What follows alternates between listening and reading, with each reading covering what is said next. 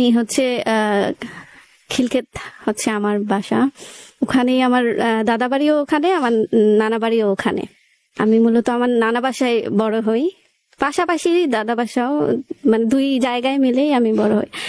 আমি বুঝ হওয়ার পরেই আমার বাবাকে দেখছি যে সে নামাজ পড়ে, কোনো কাজ করে না, শুধু মসজিদেই থাকে, নামাজ পড়ে। মসজিদের মুয়াজ্জিন বললেই হয়। আমরা হচ্ছে 3 বোন 1 ভাই, আমি সবার ছোট। আমার বড় হচ্ছে আমার ভাই, তারপর 2 বোন। তো আমি যে বাসায় বড় হয়েছি সেই বাসায় হচ্ছে আমার খালা নানু এরাই। আমি হচ্ছে ছোট খালার সাথে একটা বেকারিতে যাই কেক কেনার জন্য। তো তখন ওইখানে আমাকে ওই বেকারিতে একটা লোক দেখে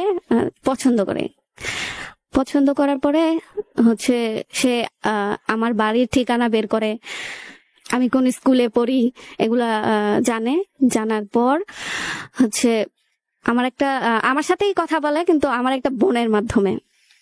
আমার তো তখন ফোন টোন ছিল না, তো ওই বোনের নাম্বারে কথা বলে। আমি একদিন বলার পরে বলতেছে যে তোমার গার্জিয়ানকে, আমি তোমার গার্জিয়ানের সাথে কথা বলবো। ভাবছি কি আর কথা বলবে, আমি ছোট, মানে আমার হচ্ছে বড় বোন আছে, কি আর কথা বলতে পারে। তো আমি হচ্ছে একদিন বললাম যে আসেন আপনি, মানে আমাদের বাসার পাশে একটা জায়গা আছে, ওইখানে আসতে বললাম। ওখানে একটা পার্ক আছে, পার্কে আসতে বললাম। বলার পরে আমার বড় খালাকে নিয়ে গেলাম, আর ওই জাস্ত বোনটাকে নিয়ে গেলাম। নেওয়ার পরে উনি সরাসরি আমার খালাকে বললো যে ওরে ভাল লাগে, আমি ওরে বিয়ে করতে চাই। তো আমার খালা বললো যে তাহলে তোমার হচ্ছে ফ্যামিলি নিয়ে আসো। পরে বলতেছে নিয়ে আসবো, কিন্তু ও তো ছোট, আর ওরও তো আমি হচ্ছে যে আমাকে আসলে বিয়ে করতে আসছে সে হচ্ছে বিএসসি ইঞ্জিনিয়ারিং কমপ্লিট করা। আমার থেকে সে 17-18 বছরের সিনিয়র হবে। তো আমার খালা আসলে ওনাকে দেখে পছন্দ করে নাই, জানি না ওনাদের মাথায় তখন কি ছিল, কি ভাইবা ওই ছেলেকে বলছে যে আচ্ছা তোমার সাথে বিয়ে দেব।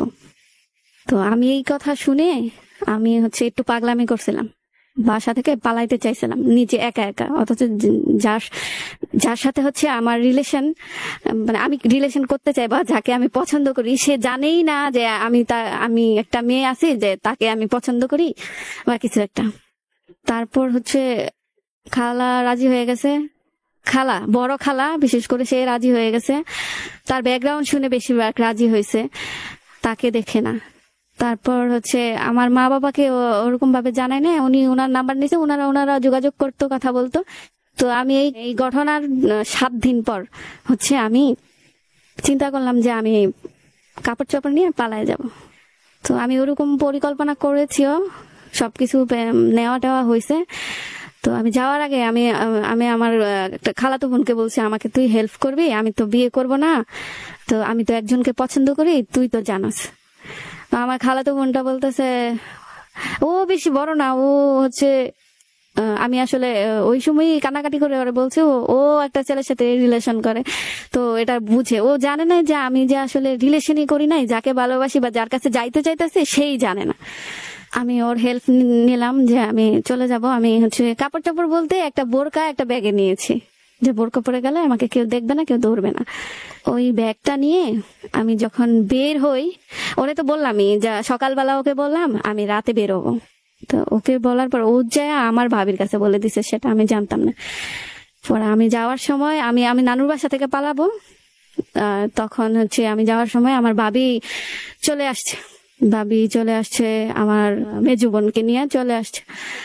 পরে বলতেছে, মানে আমি যে জায়গায় ব্যাগটা রাখছি সেটা তো শুধু আমার জানার কথা, আমার খালাতো বোনের জানার কথা।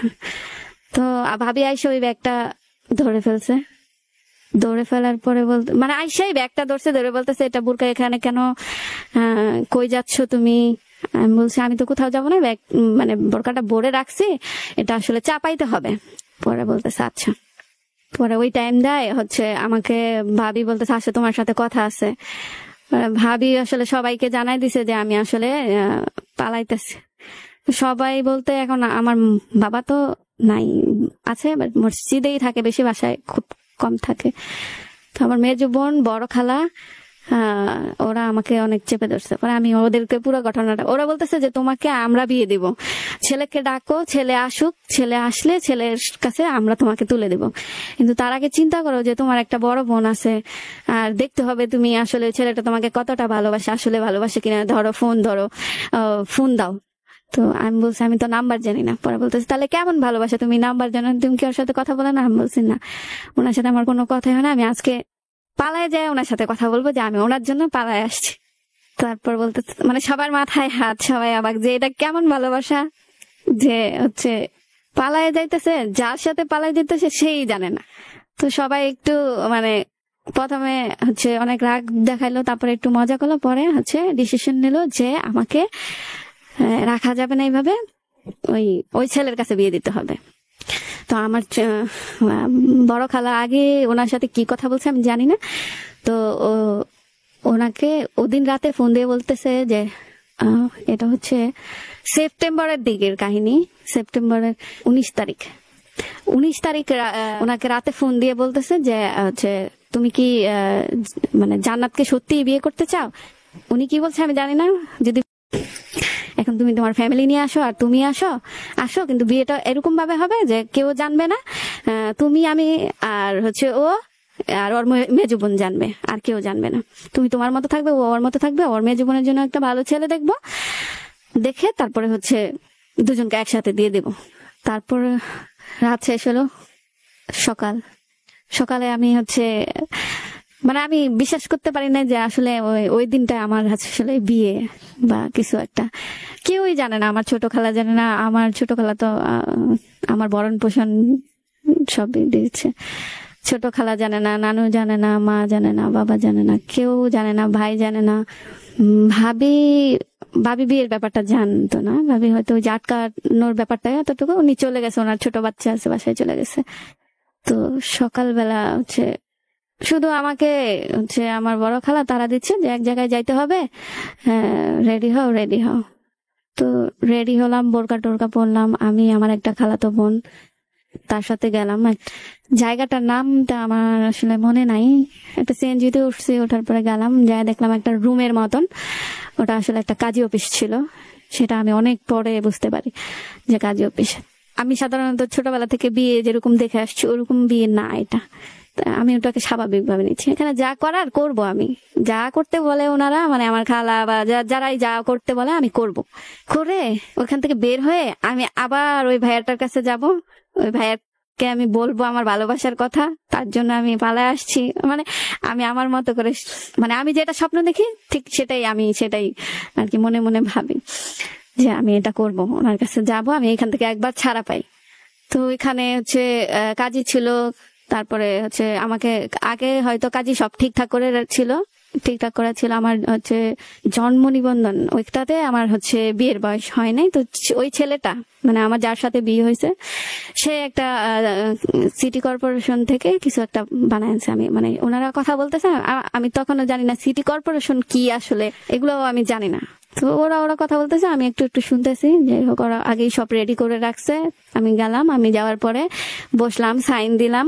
সাইন দেওয়ার পরে মানে আমার কাছে একটা মজা, ওইখানে মানে আসছি একটা কাজটা শেষ করে আমি ছাড়া পাবো, এরকম একটা বিষয় আমার কাছে। তো আমি সাইন করলাম, উনি সাইন করলো।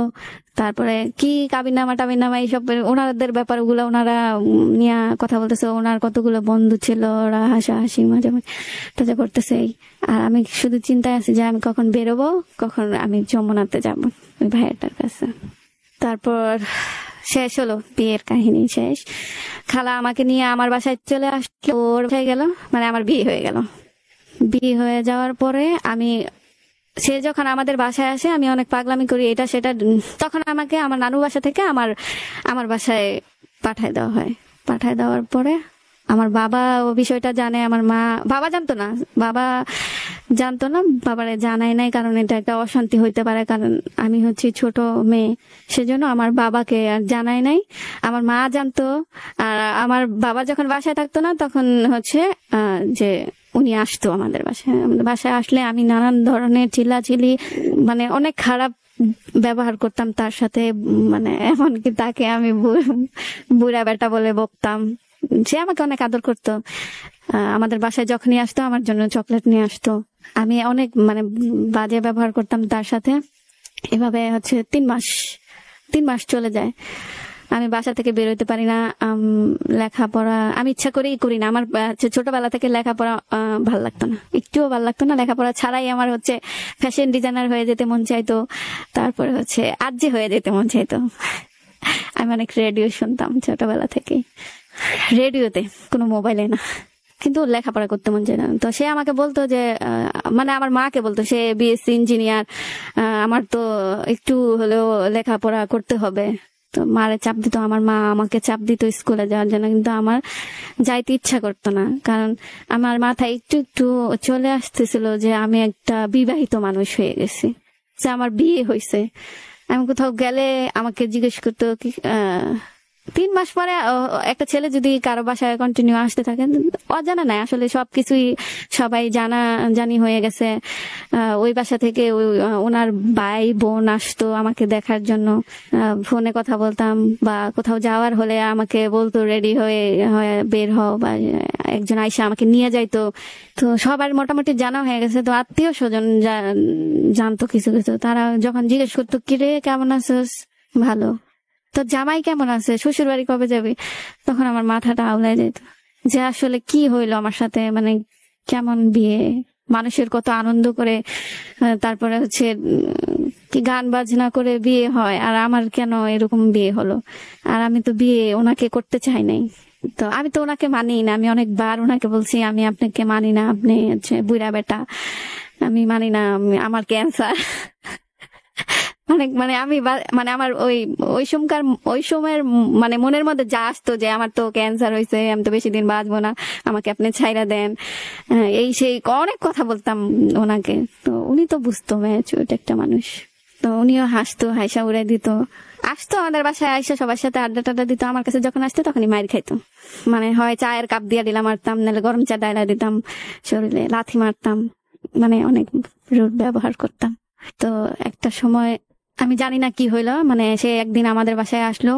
আমি আসলে এই কথাটা কিভাবে বলবো আমি বুঝতে পারতেছি না।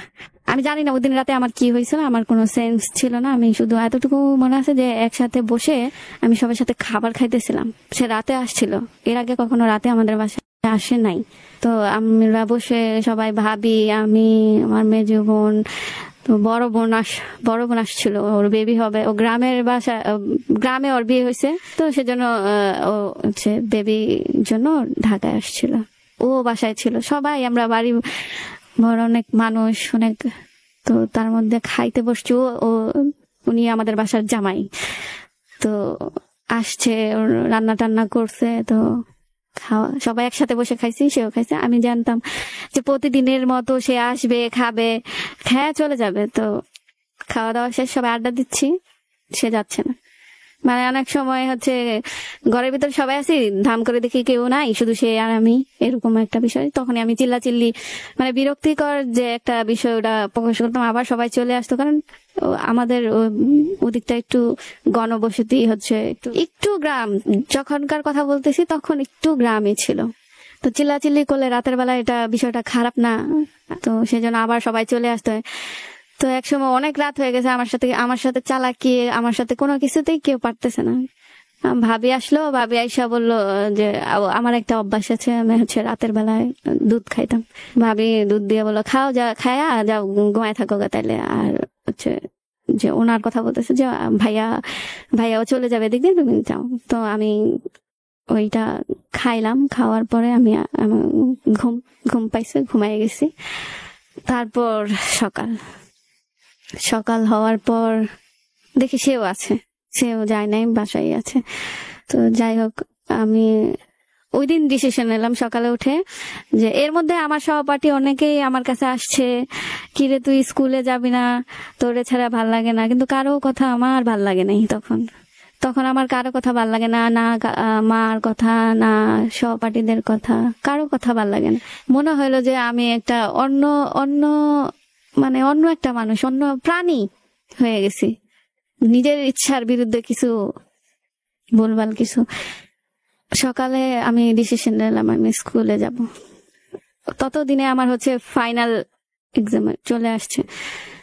আমি ডিসিশন নিলাম আমি স্কুলে যাব। তো সবাই বলতেছে তাহলে তো আবার নতুন করে ভর্তি হতে হবে, কারণ আমি হচ্ছে দ্বিতীয় মেয়াদি পরীক্ষা মেবি আমি দেই নাই। তো আমি বলছি যে আমি যাই, আমি আমার ম্যাম স্যারদের সাথে কথা বলি, দেখি। স্কুলে গেলাম, কিন্তু আমার স্কুলের প্রতি কোনো মন নাই, কিছু নাই। মানে স্কুল দেখা আমার আরো বেশি খারাপ লাগতেছিল যে আমি কেন আরো আগে আসলাম না, কেন আসলাম না, স্কুলের প্রতি কেন আমার রাগ ছিল, জিদ ছিল। তারপর আমার একটা টিচার ছিল, অনেক ফেভারিট টিচার, বাংলা ক্লাস করাইতো। সে আমাকে অনেক ভালোবাসতো, অনেক বুঝাইতো। তার কাছে মনে হইতো আমি একদম একদম একটা হচ্ছে কি মগা টাইপের মেয়ে, মানে একটু চালাক কম, কিন্তু আমি চালাক ছিলাম। তো সে তার কাছে গেলাম, তখন আমি ম্যামকে সব শেয়ার করলাম যে ম্যাম আমার তো যে বিয়ে হয়ে গেছে এই সেই। অবশ্য আমার ম্যামরাও, আমি যখন স্কুলে না গেছি তারাও আমার বাসায় গিয়েছিল আমাকে বুঝানোর জন্য। তখন আমার ম্যামদের হচ্ছে আমার ফ্যামিলি বলে নাই যে আমাকে বিয়ে দিয়ে দিয়েছে, বা আমাকেও বলতে দেয় না। আমি বলছি যে আমি যাবো না, আমার ভাল লাগে না পড়ালেখা। তো আমি এবার স্কুলে যাই, সব সত্য বলে দেওয়ার পরে হচ্ছে বলতেছে যে আচ্ছা যাই হোক, হয়ে গেছে, যেহেতু তোমার সুযোগ আছে যে তুমি লেখাপড়া করতে পারবা, তো লেখাপড়া করো, তুমি আবার ভর্তি হয়ে যাও, এখন তো পরীক্ষা দিতে পারবা না ফাইনাল। পরে আমি বলছি আচ্ছা ভর্তি হব, এটা বলে চলে আসছি। চলে আসার পরে কয়েকদিন হচ্ছে সে ফোন দিত, আমি বলছি আপনি আমার চোখের সামনে আইসেন না। তো সে আসতো না আমাদের বাসায়, সেও একটু ব্যস্ত ছিল, মানে ব্যস্ত হয়ে পড়ে আর কি। আমি একদিন মানে অসুস্থ হয়ে পড়ি, হঠাৎ মাথা ঘুরে পড়ে যাই। পড়ে যাওয়ার পরে হচ্ছে আমাকে মানে আমার পাশেই মানে একটা ফার্মেসি, এমনিতে ফার্মেসি, ওখানে নিয়ে গেছে। নিয়ে যাওয়ার পরে হচ্ছে প্রেশার টেশার মাপলো, কি কি কি করলো। পরে বলতেছে যে ওর কি বিয়ে হয়েছে। পরে বলতেছে আমার সাথে ছিল মনে হয় আমার বড় বোন ছিল, বড় বোনকে জিজ্ঞেস করছে ওর কি বিয়ে হয়েছে। বলতেছে হ্যাঁ বিয়ে হয়েছে। বলতেছে যে একটা টেস্ট করেন দেখেন। পরে হচ্ছে আমি এইসব টেস্ট করাতে রাজি হই না। মোটামুটি বাসায় আমাকে নিয়ে একটা অশান্তি, মানে আমার একটা বড় ভাই আছে, মানে ও এই যে এইসব বিয়ে টিয়েটা অ্যাকসেপ্ট করতে পারে না, যে এটা আসলে কেমন হইলো ঘটনা, কি এমন কি লেগা, ও কি বেশি হয়ে গেছিল, ও কি বেশি পাগলামি করতেছিল, ওইটা কি আসলে ঘটনাটা আমরা খুঁজে দেখতে পারতাম। মানে আমাকে নিয়ে প্রায় বাসায় মানে প্রতিদিন একটা ঝগড়া হইতোই আমারে নিয়ে। এখন আমার দোষ থাক আর না থাক, আমারই দোষ, আমি মানে অনেক করতাম। তো একদিন সকালে টেস্ট করানোর পরে, একদিন না সরি 4 মাস পর, আমি এই মানে মাথা ঘুরায় পড়ার পরে হচ্ছে আমি এত অসুস্থ থাকি, কিন্তু আমি কারো কাছে যাই না, আমি কারোর সাথে মিশি না। সোজা কথা, আমার এই বিয়ের পরে আমি কারোর সাথে মিশি না, কোনো বান্ধবী না, কোনো ফ্রেন্ড না, কোনো কারোর সাথে মিশি না। আমি শুধু একা একা যেখানে হচ্ছে একদম নীরব, আমি সেখানে বসে থাকি। আমার একটা বসার জায়গাও ছিল, মানে আমাদের বাসার পাশে একটা পুকুরের ধারে বসে থাকতাম, ওখানে প্রচুর রোদ, মানে কোনো ছায়া নাই, ওই রোদের মধ্যে বসে থাকতাম 4 মাস এরকম সবার থেকে দূরে থাকি। তো সবাই বিরক্ত হইয়া মানে আমার হাল ছেড়ে দিছে যে আচ্ছা ওর মতো থাকুক। তো একদিন হচ্ছে এর মধ্যে আমি হচ্ছে আবার সেন্সলেস হয়ে গেছি, সেটা হচ্ছে বমি করতে করতে। আর আমার বমির প্রবলেমটা ছোটবেলা থেকেই, মানে মানে খাবার দাবার খাওয়ার পরে আমার একটা মানে বমি ভাব আসে। তো সবাই ভাবছে ওইটাই হয়তো, তাদের ওইটা মাথায় নাই যে আমি আমার অন্য কিছু হইতে পারে। তো 4 মাস হয়ে গেছে। 4 মাস হওয়ার পরে তখনও আমাকে হচ্ছে হসপিটালে ফার্মেসিতে নিয়ে গেছে। নিয়ে যাওয়ার পরে হচ্ছে আবার ওই ওষুধ টষুধ, প্রেশার নাই, মেয়ে কি খাওয়া দাওয়া করে না, এইটাই এগুলা বলে দিল। দেওয়ার পরে বাসায় আসলাম সকালের দিকে, মেবি এই কাজ মানে এই ঘটনাটা হয়েছে। আর হচ্ছে বিকালের দিকে আমি আমার ছোট চাচির বাসায় যাই। যাওয়ার পরে আমি তখনও হচ্ছে যে আমি কি পরি, হচ্ছে বাচ্চাদের পোশাকই পরি, ফ্রক টাইপের পোশাক পরি।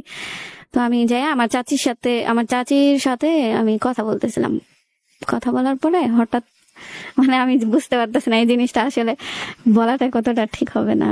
তো হঠাৎ আমি 2টা হাঁটু উঠায়া খাটের উপরে বসছি, মানে বসে মানে মোড়া টোড়া ছাড়া যেভাবে 2 হাঁটু উঠায় বসে, ওইভাবে খাটের একটা কোণায় বসে আমি হচ্ছে কার্টুন দেখতেছিলাম আর আমার চাচির সাথে গল্প করতেছিলাম। তো চাচিও কি যেন একটা কাজ করতেছিল, তো আমি ওই হাঁটু উঠায় বসার পরে আমার পেটের মানে বাম সাইডে মনে হলো যে মানে নাড়াচাড়া দেয়া উঠলো। আমি লাফ মারা বলতেছি, চাচি আমার এখানে কি যেন একটা মানে নড়াচড়া করতেছে, একটু দেখবেন আপনি। মানে ওইটাই মনে হয় ওদিনই মনে হয় ফার্স্ট নড়াচড়া করছে। তো আমার চাচি তো হাইসা দিয়ে বলতেছে কি কস, আমি বলতেছি হ্যাঁ হ্যাঁ নড়াচড়া করতেছে। পরে আমি আপনি দেখেন। পরে সে হাত দিছে, মানে মনে হইতেছে উনি বলতেছেন যে হ্যাঁ ঠিকই তো। এই মানে আমিও টার পাইতেছি যে হার্টবিটের একটা মানে ধুক ধুক, প্রথমে নড়াচড়া একটা জোরে সোরে, তারপর হচ্ছে একটা যখন আমি দাঁড়ায় পড়লাম তখন ধুক ধুক এরকম মনে হচ্ছে যে ভিতর থেকে এরকম কিছু ফিল করতেছে আমি। পরে আমার চাচি তো হাসি দিতেছে, মানে সে খুশি যে আসলে উনি তো বুঝতে পারছে যে আসলে কি হয়েছে। তো উনি আমার মার কাছে শেয়ার করে, তো আমার মা বলতেছে যে এরকম কিছুই হইব, বুঝতে পারছি, রোদে বসে থাকে। এর আগে সবাই ভাবছে যে আমার হয়তো বড় কোনো রোগ হয়েছে, কিডনি নষ্ট হয়ে গেছে। মানে ওরা আলোচনা করতো আমার রোদে বসে থাকা দেখা। তো একটু শীত ছিল তখন, অত বেশি শীত না যে 24 ঘন্টায় মানে ঘুম থেকে উঠে এই রোদে যাইতে হবে, বা দুপুরে একটু বাসায় যায় খাওয়ার পরে এই রোদে যাইতে হবে, এরকম শীত ছিল না। কিন্তু আমি রোদেই থাকতাম বেশিরভাগ। আর হচ্ছে ওই টাইমে একটু ঘন ঘন বমি করা শুরু করে দিলাম। মা জানার পরে সবাই জানছে, ওনাকেও বলছে। এর মধ্যে ওনার সাথে আমার ফোনে কথা বলতো, উনি আসতো না। ফোনে একটু কথা হইতো, বা আমার কিছু লাগলে সেটা আমি বলতাম না, আমার মা বলতো যে ওর এটা লাগবে সেই।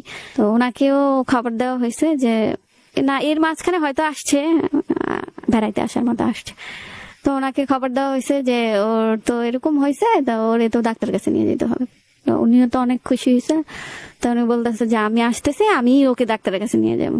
তো আমার মনটা একটু চেঞ্জ, হ্যাঁ যাইতে হবে ডাক্তারের কাছে। যে হ্যাঁ ওনারা বলতেছে যে আমার হচ্ছে বেবি আছে। তো আমি তো বুঝতেছি না, আমি বিশ্বাসই করতেছি না কেন কিসের বেবি আমতা যে। তো আবার অনেকে আমার সামনে আইসা, আমার ফুপিরা বা অনেক চাচিরা আইসা বলতেছে যে ও ও তো একটা বাচ্চা, তাহলে কেমনে ও বাচ্চা পালবে এই সেই। আমি বলতেছি দূর, আপনারা এইসব কি বলতেছেন এইসব, আমি ওইসব কথার মধ্যে থাকতেছি না, আমার কাছে বিরক্ত লাগে। তো নিয়ে গেছে হসপিটালে। যাওয়ার পরে আমাকে ডক্টর বললো যে হ্যাঁ তোমার তো বেবি কি সুন্দর নড়তেছে, এভাবে বলতেছিল যে আমার বেবি আছে আমার 5 মাস। শুনলাম, চলে আসলাম। তো তখন ওনার ফ্যামিলিকে জানানো হয় যে, এর আগে ওনার ফ্যামিলিরা জানে, সবকিছুই ভালো ছিল, মানে আমাকে নিতেও আসছিল, আমি যাই নাই, যে পাগলামি করলাম যে যাইতে চাই নাই। যখন বেবির কথা শুনে তখন হচ্ছে আমার যে শাশুড়ি ননদ এরা আমার সাথে কেউ মানে যোগাযোগ করে না। তো উনি শুধু যোগাযোগ করে আমার সাথে, উনি বলতেছে যে আমার বোনের তো বিয়ে হয় নাই, তোর বিয়ে হলেই আমি তোমাকে নিয়ে আসবো, ভালোভাবে নিয়ে আসবো। বা আমার মা এদেরকে বলতো। আমার মারা আসলে কেমন টাইপের একটা লোক, মানে এত সরল সোজা, মানে তাদের উচিত ছিল তখন যে এরকম যেহেতু 2 ফ্যামিলি বসা দিয়ে দেওয়া বা কিছু একটা, আমাকে পোষার তো কোনো প্রয়োজন ছিল না। একটা শুক্রবার মানে তখন বেবির কয় মাস, 6 মাস হবে হয়তো, 6 বা 7 মাস হবে। আসলে অত কিছু মনে রাখার মতো তখনও মন মানসিকতা ছিল না। আর এখন তো হঠাৎ করে মনে হয় যে তখন ওই সময়টা এরকম হয়েছে। তো এক শুক্রবার আমার এক পাড়া প্রতিবেশী আমাকে আইসা বলতেছে যে তোর ননদের বিয়ে, তুই এখানে যাস নাই, তোদের দাওয়াত দেয়নি। আমি বলতো কি বলেন আন্তাজি। আমি তাকে অনেক ফোন দিলাম, ধরলো না। পরের দিন মানে আমার বাসায় আমি জানালাম ব্যাপারটা এরকম যে ওনার বোনের বিয়ে, তো আমাদের কিছু বললো না বা আমাকে কিছু জানায় না, আমার ফোন ধরে না। আবার এদিকে আমার ডাক্তারের কাছে যাওয়ার সময় হয়ে গেছে। তো আমার বাসার লোকজনের কোনো সে নাই যে এটা তো একটা গুরুত্বপূর্ণ জিনিস, আসলে খোঁজ খবর নিতে হবে। তারা তো এত গাদা ছিল না, মানে এতটা সরল সোজা ছিল না, যে আর বেশি দূরত্ব ছিল না আমার শ্বশুর বাড়ি থেকে আমার বাসা। তারা খোঁজ খবর মানে নেওয়াই বন্ধ করে দিছে, যে দরকার নাই, নিবই এক সময়, এরকম একটা তাদের বিষয় হয়ে গেছে। কেন এটা কি আমার উপর রাগ করে নাকি আমি আসলে জানি না। তো আমি আমার ফ্যামিলিকে জানাই যে উনি আমার ফোন ধরতেছে না, আবার ওনার বোনের বিয়ে, কিন্তু আমার ভিতরে কেন জানি খা খা করতেছিল, আমার ভিতরে ভয় ভয় লাগতেছিল। তো আমি হচ্ছে আমার শাশুড়িকে ফোন দেই, মানে ওনার মাকে ফোন দেই। দেওয়ার পর হচ্ছে উনিও ফোন ধরছে না। পরের দিন হচ্ছে আমার হাজবেন্ড, উনি আমাকে ফোন দেয়, দিয়ে বলতেছে আরে বইলো না, তোমাকে বলি নাই তুমি অসুস্থ, তোমার বাপ মারা আসবে না, এই সেই আমাকে নয় ছয় যা আছে বুঝাচ্ছে। মানে আমার ননদের বিয়ে। পরে আমি বলছি আচ্ছা সমস্যা নেই। পরে আমি বলতেছি আপনি বিয়ে করেন নাই তো? আমার তো কেন জানি মনে হচ্ছে আপনি বিয়ে করতেছেন, বিয়ে করে ফেলছেন, ওই দিন আপনারও বিয়ে ছিল। পরে গেছি তুমি এসব কি বলো, এইগুলা বাজে কথা এগুলো, মানে আমাকে যেভাবে তার বুঝানো দরকার সে বুঝাইছে। তারপর একদিন সে আসছে, আসার পরে কেন জানি আমার কাছে সে মানে আমার কাছে আসতেছে না, মানে মানে দূরে থাকাই এই নাও টাকা ডাক্তার দেখাই নিও কারণে নিয়ে আমাদের বাসায় আসছে, কারণে নিয়ে ডাক্তার দেখাই নিও বগিচগি এগুলা বলতো, বলে চলে গেছে। যাওয়ার পরে আবার ফোনে পাচ্ছি না তাকে, তখন মেবি 8 মাস চলে। আমি এতটাই মানে অসুস্থ হয়ে গেছি, তখন আমার তার খোঁজ নেওয়ার শক্তি নাই। আর আমার ফ্যামিলি থেকে একমাত্র আমি তার খোঁজ খবর নিতাম, যে কই আছে, সে কি করে, আসবে কিনা। আর কেউ তার সাথে কোনো কথাও বলতো না, সবাই সবাইকে নিয়ে ব্যস্ত, আমাকে নিয়ে কেউ ব্যস্ত না। তো একদিন আমি হচ্ছে একটা ভুল একটা কাজ করে ফেলি, যার কারণে হচ্ছে যে বেবিটার কোনো ক্ষতি হতে পারতো। তখন আমার নানুর বাসার মানুষরা জানতে পারে যে আমি এই কাজটা করছি, মানে যে এই কাজটা করছি ওটা আমি ইচ্ছাকৃত ভাবে করি না, আমি এটা যে হবে আমি এটাও জানতাম না। তো আমার ছোট খালা বলতেছে তাইলে ওরে যায় নিয়ে আসো। আমি ওই বাসায় কমফোর্ট সবসময় ওই বাসায় থাকছি কয়েক বছর বলতে 1 বছর আমার বাসায় আমি আর কি ছিলাম। তো ওই বাসায় নিয়ে যাওয়ার পরে থাকলাম ওই বাসায়। তো আমাদের একটু ওই সময় আমার যে বিয়েটা, ওই সময় আসলে সবাই আমাকে খেয়াল করতে পারে না, তার উপরে একটা কারণ আছে, তখন হচ্ছে আমাদের বিশাল একটা ঝামেলা চলতেছিল। এরকম একটা ঝামেলা চলতেছিল যে হয়তো বাড়িটাই নাই থাকতে পারে, এরকম একটা ঝামেলা চলতেছিল। সেটাও একটা আমার দিকে মনোযোগ না দেওয়ার কারণ। তো তখন ওই বাসায় যাওয়ার 1 সপ্তাহ 2 সপ্তাহ পর আমার ছোট খালা আমাকে বলতেছে যে, আমার হাজবেন্ডের নাম ধরে বলতেছে যে ওর কি খবর কি। আমি বলছি যে খালা আমি তো ওনার সাথে আমার কথা হয় না। কতদিন? আমি বলি প্রায় 1 মাস। 1 মাস হয়ে যাবে, আমি ওনার কোনো কথাও মানে ফোনেও পাচ্ছি না, বা উনি আসেও না, আর আমি তো যাওয়া পসিবল না, বা অন্য কেউ খোঁজ খবর নিচ্ছে না। পরে কি করছে এগুলা, মানে আমার খালা কইতেছে যে কি করছে এগুলা, দাঁড়া আমি এখানে খোঁজ নিতেছি। তো সেদিন আবার হচ্ছে সবার ইচ্ছা হচ্ছে যে ওই বাসায় হচ্ছে ফার্স্ট বেবি, ওই আমার নানুর বাসায় তো কারো আর মানে আমাদের খালাদের পরে আর কারো বিয়ে হয়নি। একটা খালাতো বোনের বিয়ে হয়েছে, কিন্তু ওর হচ্ছে বেবি নাই, আর হলেও তো ওর শ্বশুর বাসায় থাকবে। তো আমার বেবিটাকে নিয়ে সবাই অনেক মানে অনেক আনন্দ, যে অনেক বছর পরে, মানে আমার একটা ছোট খালাতো ভাই আছে, ওর পরে অনেক বছর পরে হচ্ছে আমার বেবি। সবাই অনেক কেয়ার করে, অনেক অনেক কেয়ার করে। মানে আমাকে পাইছে 3 মাস না সরি 2 মাস ওনাদের কাছে ছিলাম। তো সবাই ওই 2 মাস অনেক কেয়ার করছে। হচ্ছে এখন আমার হচ্ছে 7 মাসের অনুষ্ঠানের সময়টা চলে গেছে। আমি দেখছি আমার বড় বোনের 7 মাসের অনুষ্ঠান মানে এত সুন্দর করে করছে, এত বড় করে করছে, মানে অনেক বড়, অনেক সুন্দর লাল শাড়ি দিয়ে ওরে সাজাইছে, হলুদ দিছে। মানে আমরা গাড়ি দিয়ে ওর শ্বশুর বাড়ি গেছি, 2-3টা গাড়ি দিয়ে, অনেকে সবাই শাড়ি পরছে, ওরে অনেক গিফট করছে। মানে ওইটা দেখে আমার মনে হয়েছিল যে আমারও এরকম হবে। তো আমি আমার খালার কাছে এই জিনিসটা শেয়ার, আমার টাইমটা চলে গেছে, তাও আমি খালার কাছে আমি শেয়ার করছি যে আমার কি হবে না, আমাকে কেউ লাল শাড়ি দিবে না। পরে আমার খালা তখনই বলতেছে যে আজকেই তাহলে তোর ওই দিন, আজকেই হচ্ছে তোকে লাল শাড়ি দেওয়া হবে। তো আমাকে একটা লাল শাড়ি এনে দিছে। পরে বলতেছে এটা পরবি বিকালে। তো পরছি, পরার পরে বড় খালা আর ছোট খালা মিলে বলতেছে যে এখন তোরে নিয়ে ঘুরতে যাব। কারণ আমার কেউ নাই, ওনারা ততক্ষণ আমাকে জানায় নাই, ততক্ষণ ওনারা বুঝে গেছে যে ও হচ্ছে আমার সাথে মানে থাকবে না, মানে আমার হাজবেন্ড। ওনারা বুঝতে পারছে, আমি কিন্তু বুঝি নাই। ওই দিনই বুঝছি যে ওনারা ঘুরতে নিয়ে যাচ্ছে, মানে একটু একটু আমার মনে কেমন কেমন যেন লাগতো, কিন্তু আমি শিওর না। তো ওনারা আমাকে নিয়ে ঘুরতে গেছে, মানে ঘুরায় টুরায় আনছে রাতে। তারা সবাই বসছে, বসার পরে কথা টথা বলতেছিল। আমার সেই মুহূর্তে ওগুলা নিয়ে ভাবার কোনো মানে মন মানসিকতা ছিল না, কারণ আমার শরীরটা ডাবল হয়েছিল। মানে এতটা কষ্ট, মানে মা হওয়া। তারপর হচ্ছে সকালে আমার মা, আমার ছোট খালা আর আমার একটা ফুফাতো ভাই মিলে ওর মার কাছে গেছে। যাওয়ার পর বলতেছে এরকম এরকম হয়েছে, আপনার এখান থেকে এখানে কোনো খোঁজ খবর নেন না। মানে কি ব্যাপারটা কি বুঝলাম না, সব দায়ভার কি আমাদের? আপনাদের তো দায়ভার আছে না, খোঁজ খবর নিবেন না? আপনাদের বংশের প্রথম সন্তান আসতেছে, আপনার কোনো সে নাই।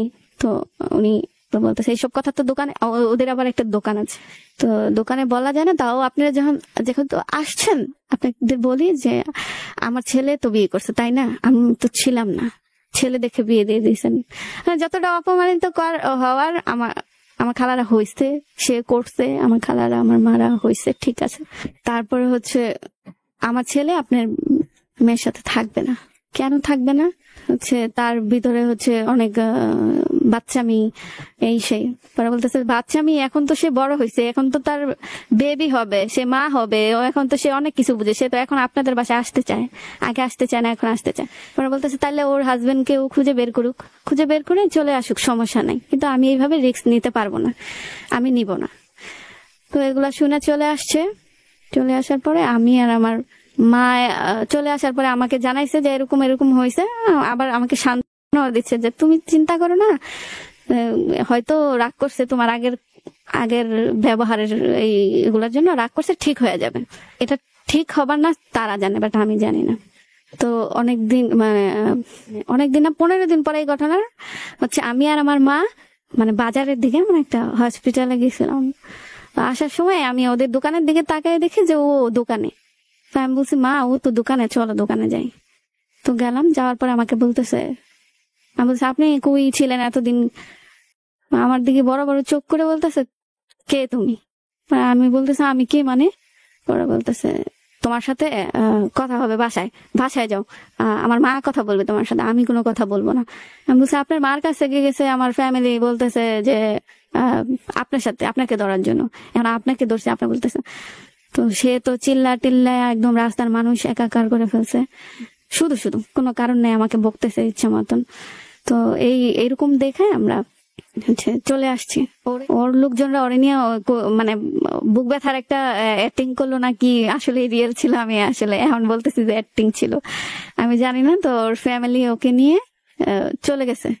তো আমি আমার ফ্যামিলিকে নিয়ে মানে আমার মাকে নিয়ে আমি চলে আসছি। আমার মারা যতটুকু বুঝে গেছে, আর আমি যতটুকু বুঝে গেছি। কিছুদিন পরে মানে আমার বেবি দুনিয়ায় আসার 1 সপ্তাহ আগে আবার বসছে সবাই। মানে আমার তো ফ্যামিলি মেম্বার অনেক বড়, আমার আত্মীয় স্বজন সবই মানে আমরা সবই এখানেই থাকি সবাই। তো আমাদের যে এক ফুফাতো ভাই আছে, বড়, সবার বড়, তার অফিসে আমরা সবাই বসি। সে সেখানে সরাসরি বলে দিছে যে আমরা হচ্ছে যে বেবিটা হবে ওই বেবিটাকে নেব, এই মেয়েটাকে নিব না। কেন নিব না? দোষ নাই, কিন্তু নিতে পারবো না, নিব না। কেন নিব না? ও কি কেন নিবা না? ও কি কোনো মানে যা যা মুরব্বীদের বলার বলছে যে ওর কি দোষটা দেখায়, তারপরে নিও না, সমস্যা নেই। ওর একটাই কথা, আমাকে জেলে দেন, আমাকে ফাঁসি দেন, আমাকে যাই করেন, আমি হচ্ছে এই মেয়েকে আর নিব না। বেবিটাকে নিব, বেবির যত খরচ আছে দিব, বেবির দুনিয়াতে আসতে সবকিছুর, কিন্তু এই মেয়েটাকে নিব না। আমার সামনে এরকম বলতেছে যে নিব না। তো সেখানেও তারা কিছু করতে পারলো না। ও তার মধ্যে এইটা বলে উনি চলে গেছে। ওনার মা বলতেছে আসলে ওর মাথা গরম, ও হয়তো ওর সাথে অতিরিক্ত কিছু করে ফেলছে, যেটা আপনি আর আমি জানি না, কিন্তু ওদের দুজনের মধ্যে আছে। জান্নাতকে বলেন বলতে। আমি বলছি না, এরকম কিছুই তো নাই। পরে বলতেছে হয়তো আছে। মানে আমাকে বললো যে দেখো, বাসায় যাও, নামাজ পড়ো, মানে ভালোভাবে থাকো, সুস্থ থাকো, বেবিটাকে সুস্থ রাখো। বেবিটা যখন দুনিয়াতে আসবে তখন তোমাকে নিয়ে আসবো, মানে যেইভাবে আনা লাগে ওইভাবে আনবো। তুমি বাসায় যাও, ওকেও খুঁজে লাগবে না, ওর সাথে কথা বলা লাগবে না, আমি তো আছি, আমি তোমাকে ফোন দিব।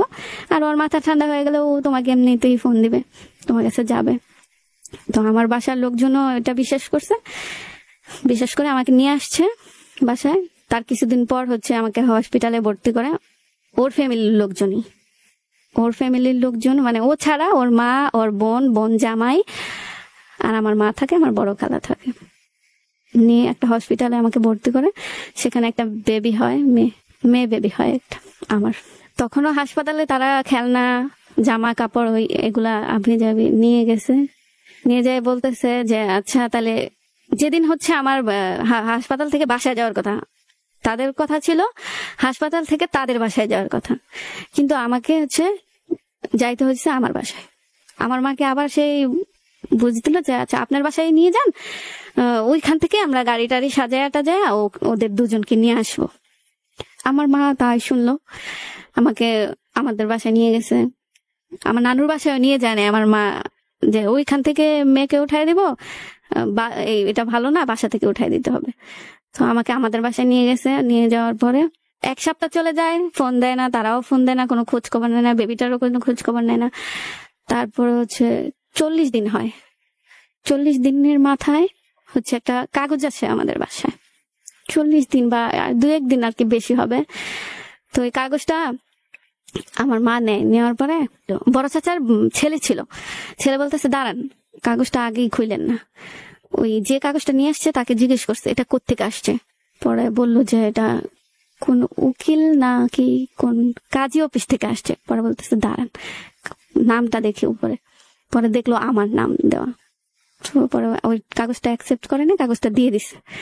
পরে আমার মাকে বুঝালো যে ওরা হচ্ছে ওকে ডিভোর্স দিয়ে দিছে, নিবে না ওকে। তখন বেবির 40 দিন বা একটু বেশি হবে। তখন আমার ফ্যামিলি, মানে ওর ফ্যামিলির কাছে গেল না যে এইটা আসলে কি করলেন বা কি, এরকম ভাবে যায় নাই। এ বাসা থেকে ফোন দেওয়া হয়েছে, ওরা ফোন ধরে নাই, তাও যাচ্ছে না। এরকম করতে করতে 4 মাস চলে গেছে। ওদের অলরেডি 3টা নোটিশ আমাদের কাছে দেওয়া হয়ে গেছে, আটকা রেখে, মানে এগুলো হয়ে গেছে আগেই, কিন্তু আটকা রেখে আমাদের আর কি, আসলে আমি বুঝি নাই তখন কেমনে কি করছে দিছে।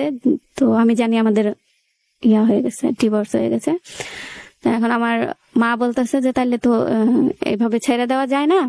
তো আমার দোষ তো ছিল না কোনো, না আমার মেয়ের ছিল না এই বাচ্চাটার কোনো দোষ ছিল।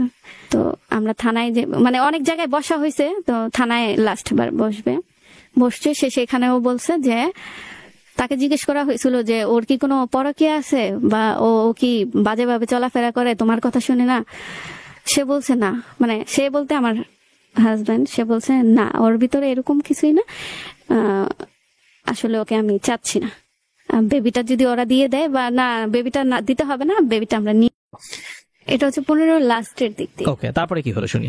15 লাস্টের দিক দিয়ে হচ্ছে বেবিটা ওনারা নিয়ে নিবে। আমাদের নামে একটা মামলা করেছিল, মানে বেবিটা নেওয়ার জন্য। তো আমরা ওইখানে যাই, যাওয়ার পরে যে ডিসিশন হয় যে বেবিটা নিয়ে নিবে। তো আমার বাসার সবাই বলছে যে আচ্ছা বেবিটা দিয়ে দিব। তো ওইখানে দেয় নাই, বাসায় আনার 2-3 দিন পর দিয়ে দিয়েছে। দিয়ে দেওয়ার পরে ওনারা নিয়ে গেছে। তো বাসা থেকে এতটুকু সবাই ভাবছিল যে ও কান্নাকাটি করবে, আর আমি তো ওর কাছে বেশি ছিলাম না। আমার নানু ওকে বেশি টেক কেয়ার করছে, আমার নানু আর ওর নানু, এই দুজন ওকে আর কি বেশি টেক কেয়ার করছে। রাতে নিয়ে ঘুমাইতো, মানে যতটুকু করার করতো। আমার কাছে খুব কম ছিল। তো আমাকে, ওর সাথে আমার সম্পর্ক ছিল একটা বন্ধুর মতো, মানে যখন খেলার টাইম তখন ও আমার পাশে, আমি ওর পাশে। তো আমাকে বোঝানো হয়েছে যে যেদিন ওকে নিয়ে যায় ওদিন আমার মা ওকে দিয়ে আসে। আমার মা আমাকে বলতেছে যে ওরে নিয়ে যাব, সকালে নিয়ে যাব, বিকালে দেখবি ওর বাসার লোকেরা দিয়ে দিছে, কান্নাকাটি করবে দিয়ে দিবে। আচ্ছা। তো এতটুকু সময় তো আমি ওকে ছাড়া থাকি, কারণ আমাকে স্কুলে ভর্তি করে দিছে। আবার স্কুলে আমাকে 15 সালে স্কুলে ভর্তি করে দিছে। তো ওকে নিয়ে গেছে, সন্ধ্যা হয়ে গেছে, এখনো দিয়ে জানি। তো আমার এটাও, আমার ফ্যামিলি আমাকে সবাই নিয়ে বুঝাইছে যে তোমার এটা মানতেই হবে। হ্যাঁ, দেখো তোমাকে ওরা চায় না, তোমার কোনো কারণ ছিল না, তোমার কোনো দোষ ছিল না তোমাকে না চাওয়ার মধ্যে, তাহলে তুমি ওরে কেন বয়ে বেড়াবা? ও এখানে থাকবে, ও ভালো থাকবে, ওর ফ্যামিলি ভালো, ওখানেই থাকুক, ওরে মানে তোমার মেয়েটাকে ওরা বয়ে বেড়াক, তুমি বয়ে বেড়াবে কেন?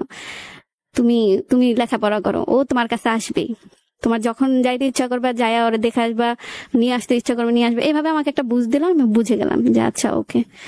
তারপর হচ্ছে 16 সালে হচ্ছে আমি একদম ফ্রি। আমার বড় ভাই মানে বাহিরে চলে গেছে। ফ্রি বলতে আমি স্বাধীনভাবে চলাফেরা করতে পারবো, আমার মনে কোনো ভয় নাই যে ওইখানে গেলে আমার ভাই দেখলে আমাকে মারবে, ওইখানে গেলে ভাইয়ের বন্ধু ভাইকে জানাবে আমাকে মারবে, এরকম কোনো চিন্তাই আমার মধ্যে ছিল না। আমার চিন্তা ছিল যে আমার এবার বাহিরে যেতে হবে, রাস্তাঘাট চিনতে হবে, সবকিছু চিনতে হবে, সবকিছু জানতে হবে, ফ্রিডম ভাবে চলতে হবে। আমার ভাই বিদেশে চলে গেল, তখন আমি হচ্ছে আবার যমুনাতে যাই। এর মধ্যে যমুনা থেকে তো আমি একদম মানে বিরত ছিলাম। যমুনায় গেলাম শপিং করার জন্য, গেছি খালাতো বোনের সাথে, আমার মার বার্থডে গিফট কিনতে গেছি। হ্যাঁ, খালাতো বোন আর কিছু বন্ধুদের বান্ধবীদের সাথে। এর মধ্যে আপনার বাচ্চার সাথে আর যোগাযোগ করেন না? এর মধ্যে ওরাই বলে দিছে যে 6 মাসের মতো তুমি হচ্ছে এদিকে আসবা না, আর তোমাকে ওরে ভুলাইতে হবে, তো তোমাদের 6 মাসের মতো আসবা না।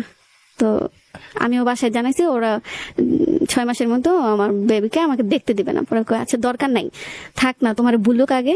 পরে আমি এটাও মেনে নিলাম। তখন আপনার বাচ্চার বয়স 1 বছর? 1 বছর কিছু বেশি। হ্যাঁ। তো ওই বাচ্চাটা কার কাছে থাকতো ওখানে? ওখানে থাকতো ওর দাদুর কাছে। আচ্ছা, দাদু আছে, ওর মা আছে, মানে ফুপ্পি আছে। ওর মা আছে বলতে? ওর বাবা ও আরেকটা বিয়ে করছে। আচ্ছা, সেটা কি আপনাকে বিয়ে করার আগে? না না, পরে। আমাকে বিয়ে করার পরে, আমি থাকাকালীন। আচ্ছা, আপনি থাকাকালীন? হ্যাঁ। সে বিয়ের কথা আপনি জানছেন কবে? এটা জানছি হচ্ছে যখন ওই যে ওকে নিয়ে গেছে, হ্যাঁ, তখন হচ্ছে একদিন আমরা ওরে দেখতে যাই। হ্যাঁ, মানে 6 মাসের আগে জোর জবরদস্তি করে আর কি। আমার নানু একটু অসুস্থ হয়ে পড়ে, আমার নানু ওরে পালছে, হ্যাঁ, তো বলতেছে ওর এবার দেখা উচিত। হ্যাঁ, তো আমরা সবাই ফ্যামিলি সবাই চলে গেছি ওদের বাসায়। হ্যাঁ। যাওয়ার পরে তো ওর দাদু ইচ্ছা করেই আমার মেজ মানে আমাকে ঢুকতে দেয়নি, হ্যাঁ, আমার মেজ বোনকে ঢুকতে দিচ্ছে, আমার নানুকে ঢুকতে দিচ্ছে বাসার ভিতরে, কারণ ওখানে বউ আছে, তো এর জন্য আমাকে ঢুকতে দেয়নি।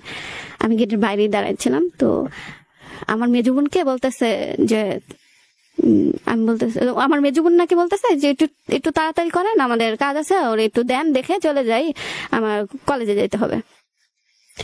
পরে ওর দাদু বলতেছে তুমি কলেজে পড়ো? পরে বলতেছে হ্যাঁ। আমার বৌমা তো কলেজে পড়ে, কিন্তু এখন হচ্ছে ওই যে অসুস্থ বেবি হবে, এগুলো বলতেছে।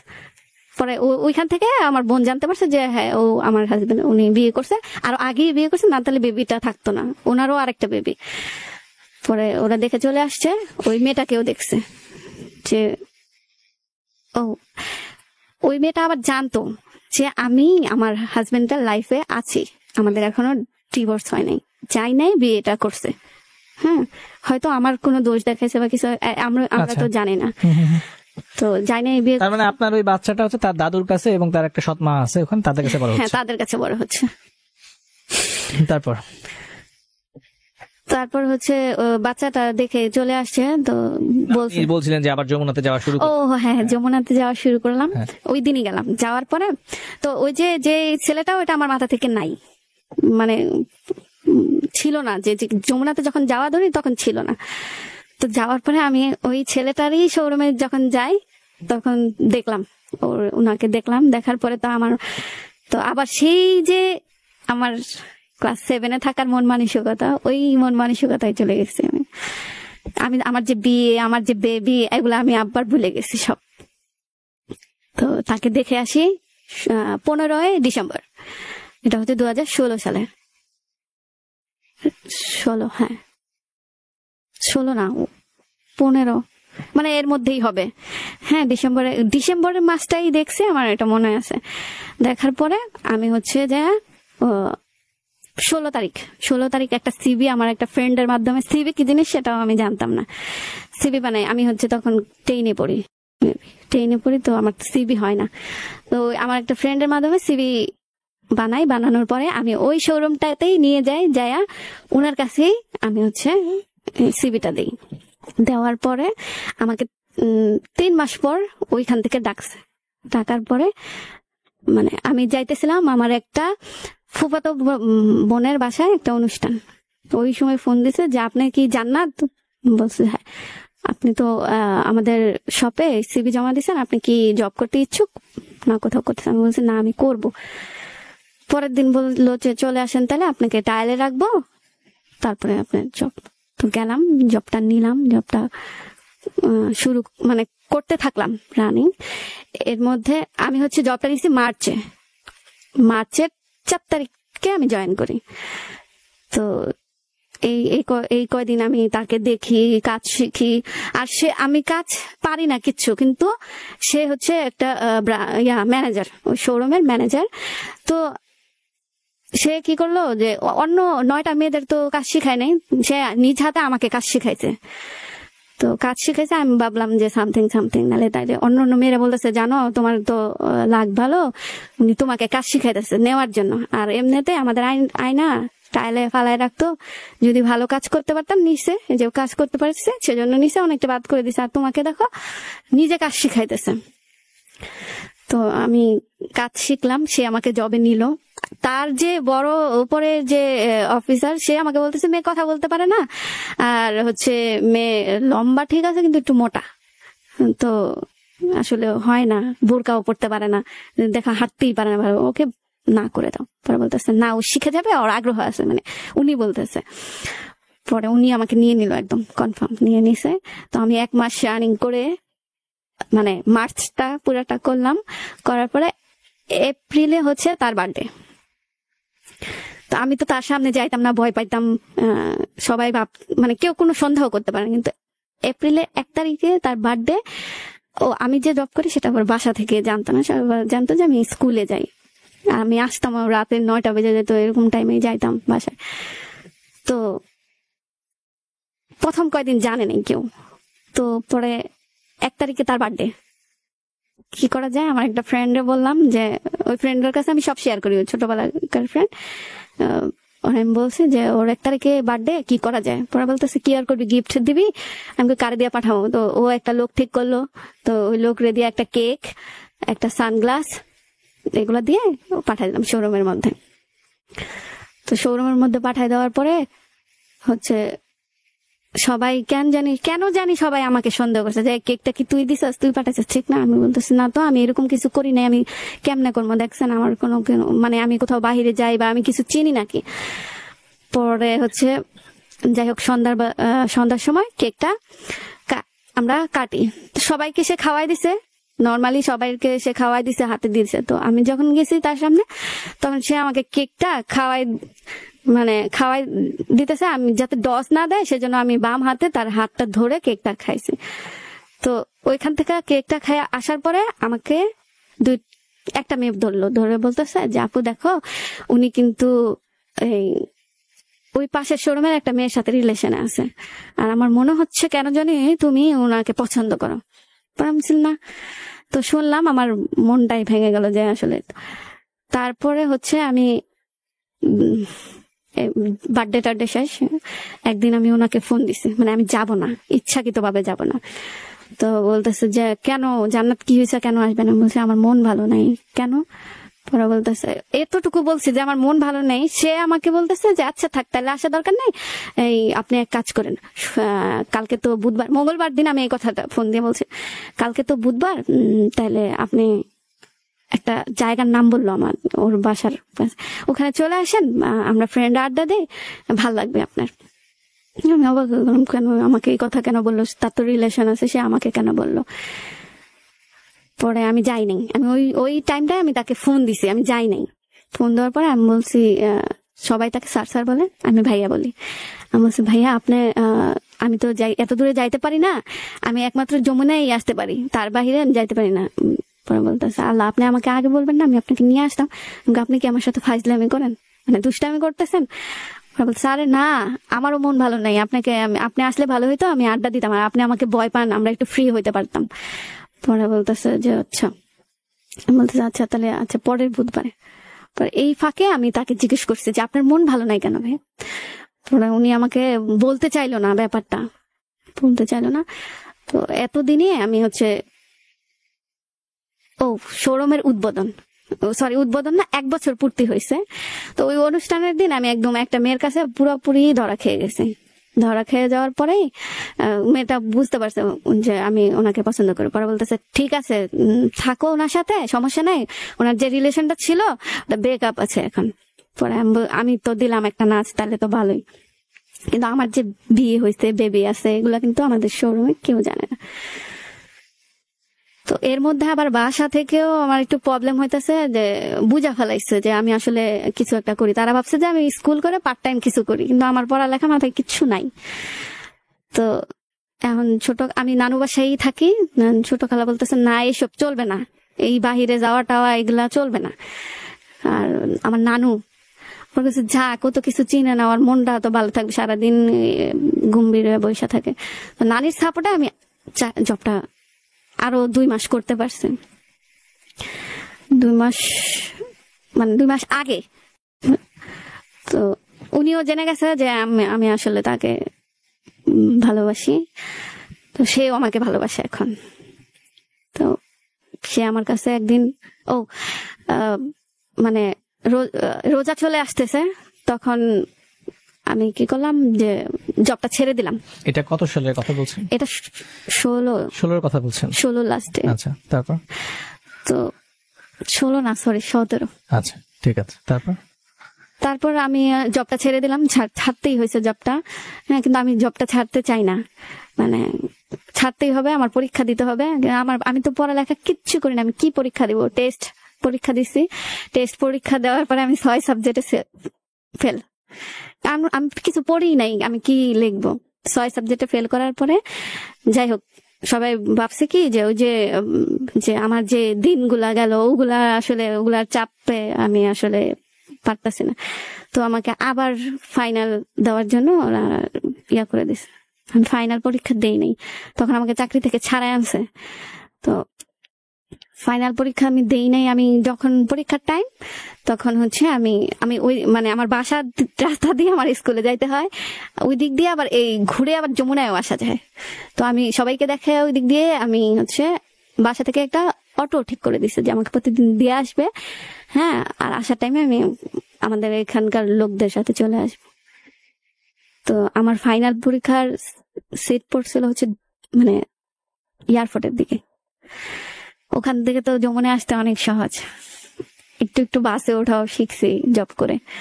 তো ওইখান থেকে আমি বাসে উঠে যমুনায় চলে আসতাম। যমুনায় চলে আসতো। তার মধ্যে আবার আমার বাসা থেকে ওই জব ছাড়ানোর সময় আমার বাসা থেকে আমার ছোট খালা আর মা যায় ওরে দেখে ওনাদের ভালো লাগে নাই, মানে ওনার মনে হয়েছে যে ছেলেটা ভালো না। আমি জানতাম না তারা জানে কিনা যে ওই ছেলেটাই এই ছেলেটা কিনা, তারা জানে কিনা আমি জানতাম না। তো তারা দেখতে গেছে আমার একটা খালাতো বোনের মাধ্যমে। তো তাদের কাছে মনে হয়েছে ছেলেটা মূলত কথা বলতে গেছে আমার ব্যাপারে, কিন্তু ছেলেদেরটা ভালো না। তো ওরে ধমকি টমকি ফোনেও দিয়েছে যে আসলে তুমি কি ফটকামি করো না কি, এই সেই এগুলা ছাইড়া দাও, তোমার চাকরি যাইতে পারে, তুমি ইগনোর করতে পারো না, তুমি তো পারো সবকিছু করতে, ও চাইতেই পারে, তুমি না করো ওরে। তো ওই পরীক্ষা চলাকালীন আমি ওনার কাছে গেছি। তো উনি আমাকে ফুল এন্ড ফাইনালি সুন্দর করে বলছে, দেখেন আপনি করে বলতেছে, দেখেন জান্নাত, আপনার সাথে আমার কোনো কিছুই সম্ভব না। আমার যে গার্লফ্রেন্ড সে চলে আসছে আমার লাইফে, আমি ওকেই বিয়ে করবো, ওর বাবা নাই, আর ওর সাথে আমার রিলেশনটা অনেক দূর চলে গেছে। পরে আমি বলছি আচ্ছা তাহলে একটা শর্তে। পরে বলতেছে কি শর্ত? আমি বলতেছি যে আপনারা যে ঘুরতে যাবেন,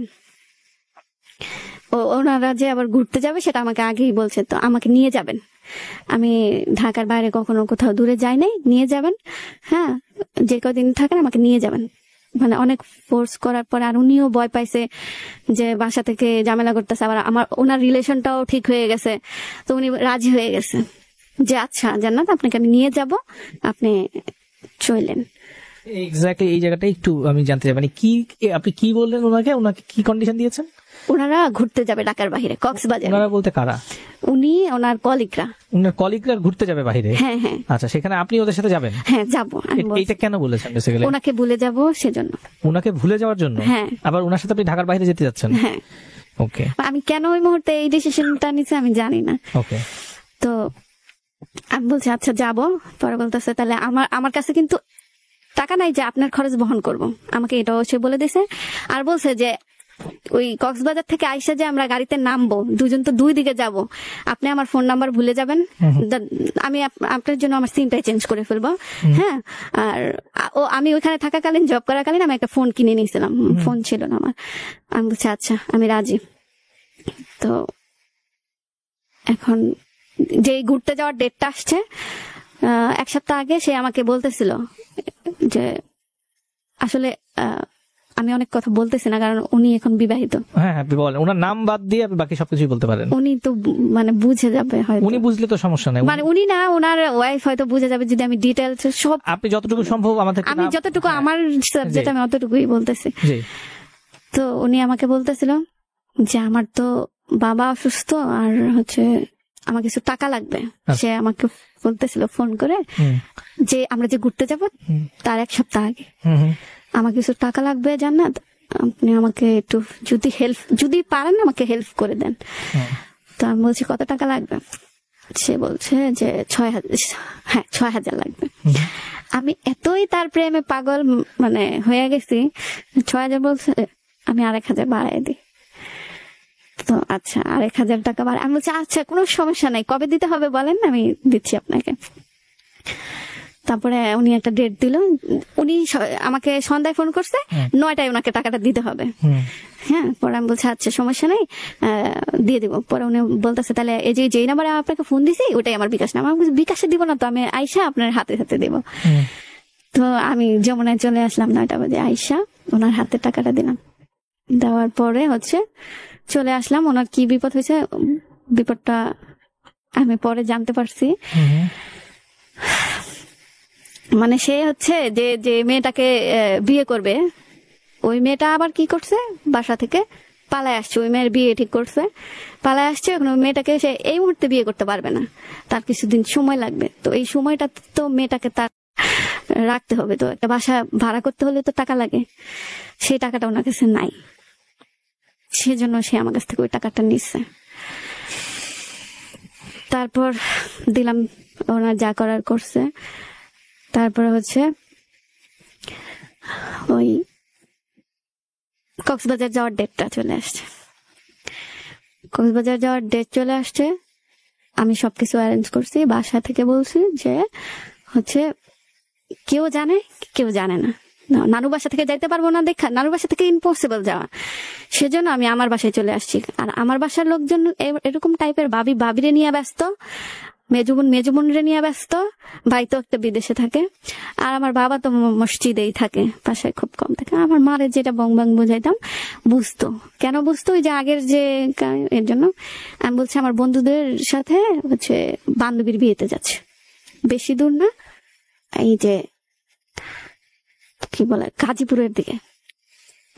আমি মানে যতটা মারে বুঝানো যায়, গাজীপুরের দিকে বড় আপুর বাসা আছে, বড় আপুর বাসায় যায় উঠবো, গায়ে হলুদ শেষ করে বংচং বুঝাইয়া পরে করতেছে আচ্ছা তাহলে যাও একদিনের জন্য, 2 দিন না 2 রাত 1 দিনের জন্য। তো আমি যেদিন আমরা যাব ওদিন আমি আবার কি শর্ত দিছি যে আপনি হচ্ছে আপনি ট্রিমদের সাথে যাইতে পারবেন না, আমি যাইতে পারবো না, কারণ আমাকে কি পরিচয় দিবেন আপনি, কারণ ওরা তো জানে যে আপনার হচ্ছে গার্লফ্রেন্ড আছে, আমি তো আপনার গার্লফ্রেন্ড সেটা তো আর জানে না, তাহলে ওদের সাথে যাব না, আমি টিকিট অ্যারেঞ্জ করব, আপনি আমার সাথে যাবেন। পরে বলতেছে দেখো আমার কাছে তো টাকা নেই, আমি ওখানে টাকা দিয়ে দিছে আর ওটা নেওয়ার মতো নেই। পরে আমি বলছি আপনার খরচও আমার। তো উনি রাজি হয়ে গেছে। উনি কি করছে, যেদিন নাকি আমার সাথে যাবে সন্ধ্যায় 9টার হচ্ছে বাস, আমার সাথে যেদিন যাবে ওই দিন উনি ওনার গার্লফ্রেন্ডের সাথে দেখা করতে গেছে। সারাদিন ঘুরলো। আমি সন্ধ্যার সময় যখন টাইম হয়েছে তার 2 ঘন্টা আগে আমি তাকে কল দিচ্ছি, সে কল ধরছে না, অফিসের নাম্বার কল দিচ্ছি, সে ধরছে না। তো কেন ধরছে না, ওর বড় মোবাইলটার চার্জ শেষ, বন্ধ হয়ে গেছে। আর ছোট মোবাইল যেটা অফিসের, ওটা উনি হচ্ছে দিয়া বাড়িতে ফালাই রেখে আসছে, পকেট থেকে পড়ে গেছে। আমি সেই রাতের 8টা বাজে আমি ফোন দিচ্ছি, আমার ফোনটা হঠাৎ একটা লোক ধরে বলতেছে এই ফোনটা তো এখানে পাওয়া গেছে, নিয়ে যান ফোনটা এসে। তো আমি কি সাহস দেখালাম যে এরকম ওই দিয়াবাড়ি আমতলা মানে অনেক নীরব একটা জায়গা, অনেক খারাপ একটা জায়গা, সেটা আমি জানতাম না প্রথমে। তো আমি একটা সিএনজি নিয়ে তারপরে হচ্ছে গেলাম ওইখানে। যাওয়ার পরে লোকটা আমাকে অন্ধকারে ডাকতেছে যে আপনি এই দিকে আসেন, সিএনজিটা নিয়ে আমি আপনি সিএনজি দেখতেছি। পরে বলতে আচ্ছা। তো এই মুহূর্তে মাঝখান দিক দিয়ে আমাকে 2টা পুলিশ আটকায় দিল, মানে আমার সিএনজি আটকায় দিল। দিয়ে সিএনজি মানে দেখলো আমাকে, দেখে বলতেছে এত রাতে আপনি কোথায় যাচ্ছেন ওদিকে? পরে আমি বলতেছি ওখানে আমার হচ্ছে একটা মোবাইল হারিয়ে গেছে, তো ওটা একজন পাইছে, ওটা আমাকে দিবে। পরে বলতেছে আপনার তো সাহস কম না? পরে আমি বলছি কেন, কি হয়েছে? বলতেছে ওই অন্ধকারে যাওয়া যাবে না, ফোনটা দৌড়ায় দেন আমাকে, আমি ওনাকে আসতে বলি। তো পুলিশ বলছে সে আসতে বাধ্য হয়েছে, এসে ফোনটা আমার হাতে দিছে। দেওয়ার পরে সে আবার হচ্ছে যে আমি যার সাথে যাব ভাইয়াটা, ওই মুহূর্তে উনি ফোন দিয়েছে, দিয়ে বলতেছে এটা আমার অফিসিয়াল, মানে বললো যে ওর কাছে দিয়ে দিতে পারেন, ওর কাছে ফোনটা দিয়ে দিতে পারেন। তো আমার কাছে ফোনটা দেওয়ার পরে তার সাথে সে আমাকে বলতেছে তুমি হচ্ছে যে আমার নাম্বারে ফোন দিও না, আমার একটা ফ্রেন্ড আছে ওর সাথে কথা বলো, তুমি কোথায় আছো ওর কাছে বলো, ও আমাকে বলবে আমি আসতেছি, কারণ ওনার গার্লফ্রেন্ড সাথে যে। তো আমি ওনাকে বলছি যে আমি আসি, ওখানে উত্তরাতে আছি। তো উনি আসছে, আমরা বাসে উঠলাম, কক্সবাজার গেলাম। সে তার মোবাইলের চার্জ আবার শেষ হয়ে গেছে, সে আমার মোবাইলটা চাইছে যে জান্নাত আপনার মোবাইলটা দেন, আমি হচ্ছে একটু কাজ করবো। আমি বলছি দেন। পরে আপনার সিমটা খুলিয়ে আমি বলছি আচ্ছা। সে সারা রাত তার গার্লফ্রেন্ডের সাথে আমার ফোন দিয়ে কথা বলছে। কথা বলার পর আমি সেটাও মাইনে নিছি। তার আগে কিন্তু তার সাথে আমার প্রেম ছিল, সে আমাকে বলছে বিয়ে করবে, আমাকে বলছে ভালো রাখবে, আমি ওগুলা সহ্য করলাম। আমার ঘুরতে যাওয়ার উদ্দেশ্য হলো কি যে মানে ঘুরতে গেলে হয়তো এরকম সময় তো আমার তার সাথে কখনো কাটে নাই যে আমরা দুজন একা আসি কোথাও, এরকম কাটে নাই। তো আমি ভাবছিলাম কি ঘুরতে গেলে হয়তো তার মন মানসিকতা চেঞ্জ হয়ে যাবে, সে উড়ে ছেড়া আমার কাছে আসবে। কিন্তু এই ভদ্রলোক তো আগেই রিলেশনে ছিলেন, আগেই ছিল। তখন তো আবার আপনি জেনে শুনেই তখন তার জীবনে ঢুকছিলেন, যে সে তার একটা ব্রেকআপ হয়েছে সেই সময় আপনি ঢুকছিলেন। তাহলে এখন তার জীবনে তার আগের গার্লফ্রেন্ডটা চলে আসছে, তারপরও আপনি তাকে ছাড়তে পারতেছিলেন না, এবং এত কিছু যা কিছু ঘটাচ্ছেন এবং ওই ভুল ডিসিশন গুলো যে নিচ্ছেন এগুলো শুধুমাত্র তাকে আবার লাইফে ব্যাক করানোর জন্য। কক্সবাজার চলে গেলেন আপনি তার সাথে? হ্যাঁ, কক্সবাজার। তারপরে কি হলো? আমাদের হাতে সময় কিন্তু খুব অল্প, এখন তো আমাদের দ্রুত আগাইতে হবে। তারপরে কি হলো? তারপরে হচ্ছে কক্সবাজারে গেলাম, একদিন থাকলাম, তারপর রাতে ব্যাক করলাম, মানে রাতেই ইয়া করলাম। একদিন থাকার পরে আবার ওই দিন রাতে ব্যাক করলাম। আসার পরে তারপরে আসলে তার সাথে আমি যোগাযোগ করি নাই, সে আমার সাথে যোগাযোগ করে নাই, আমি যমুনাতে যাই নাই। 17 সাল শেষ, 18 সালে হচ্ছে আমাকে আমার বাসা থেকে অনেক চাপ দিত লেখাপড়া করো। আমি 18 সালে লেখাপড়ার বান ধরছি, কিন্তু আমি লেখাপড়া করি নাই, মোটেও করি নাই। কিন্তু তারা জানে আমি লেখাপড়া করছি, আমার স্বপ্নেও আমি ফ্যাশন ডিজাইনার হব। তো আমি এগুলা বলে বুংবাং বলে তাদের কাছ থেকে টাকা নিতাম ঠিকই, কিন্তু পড়ালেখা করতাম না। আর আমি যে পড়ালেখা করি না, ওইটা যে দেখার মতো যে একটা মানুষ, এরকম নাই কেউ। তারপর হচ্ছে 18 চলে গেল এভাবে, 19 চলে গেল এভাবে, তার কোনো খোঁজ খবর আমার নাই, আমি নিই না ইচ্ছাকৃত ভাবে। আর তারপর 19 চলে গেল, 19-এর লাস্টে কেন জানি আমার মনে হলো যে তার সাথে আমার আবার যোগাযোগ করা উচিত, সে কি অবস্থায় আছে আমার জানা দরকার। এর মধ্যে আপনার বাচ্চার সাথে কথা হয়, যোগাযোগ হইলো এই যে 19 সাল পর্যন্ত? হ্যাঁ, যোগাযোগ হইতো, ও আমাদের বাসায় আসতো, 2-1 দিন থাকতো, থাইকা চলে যাইতো। আপনার বাচ্চার নাম কি? আদর।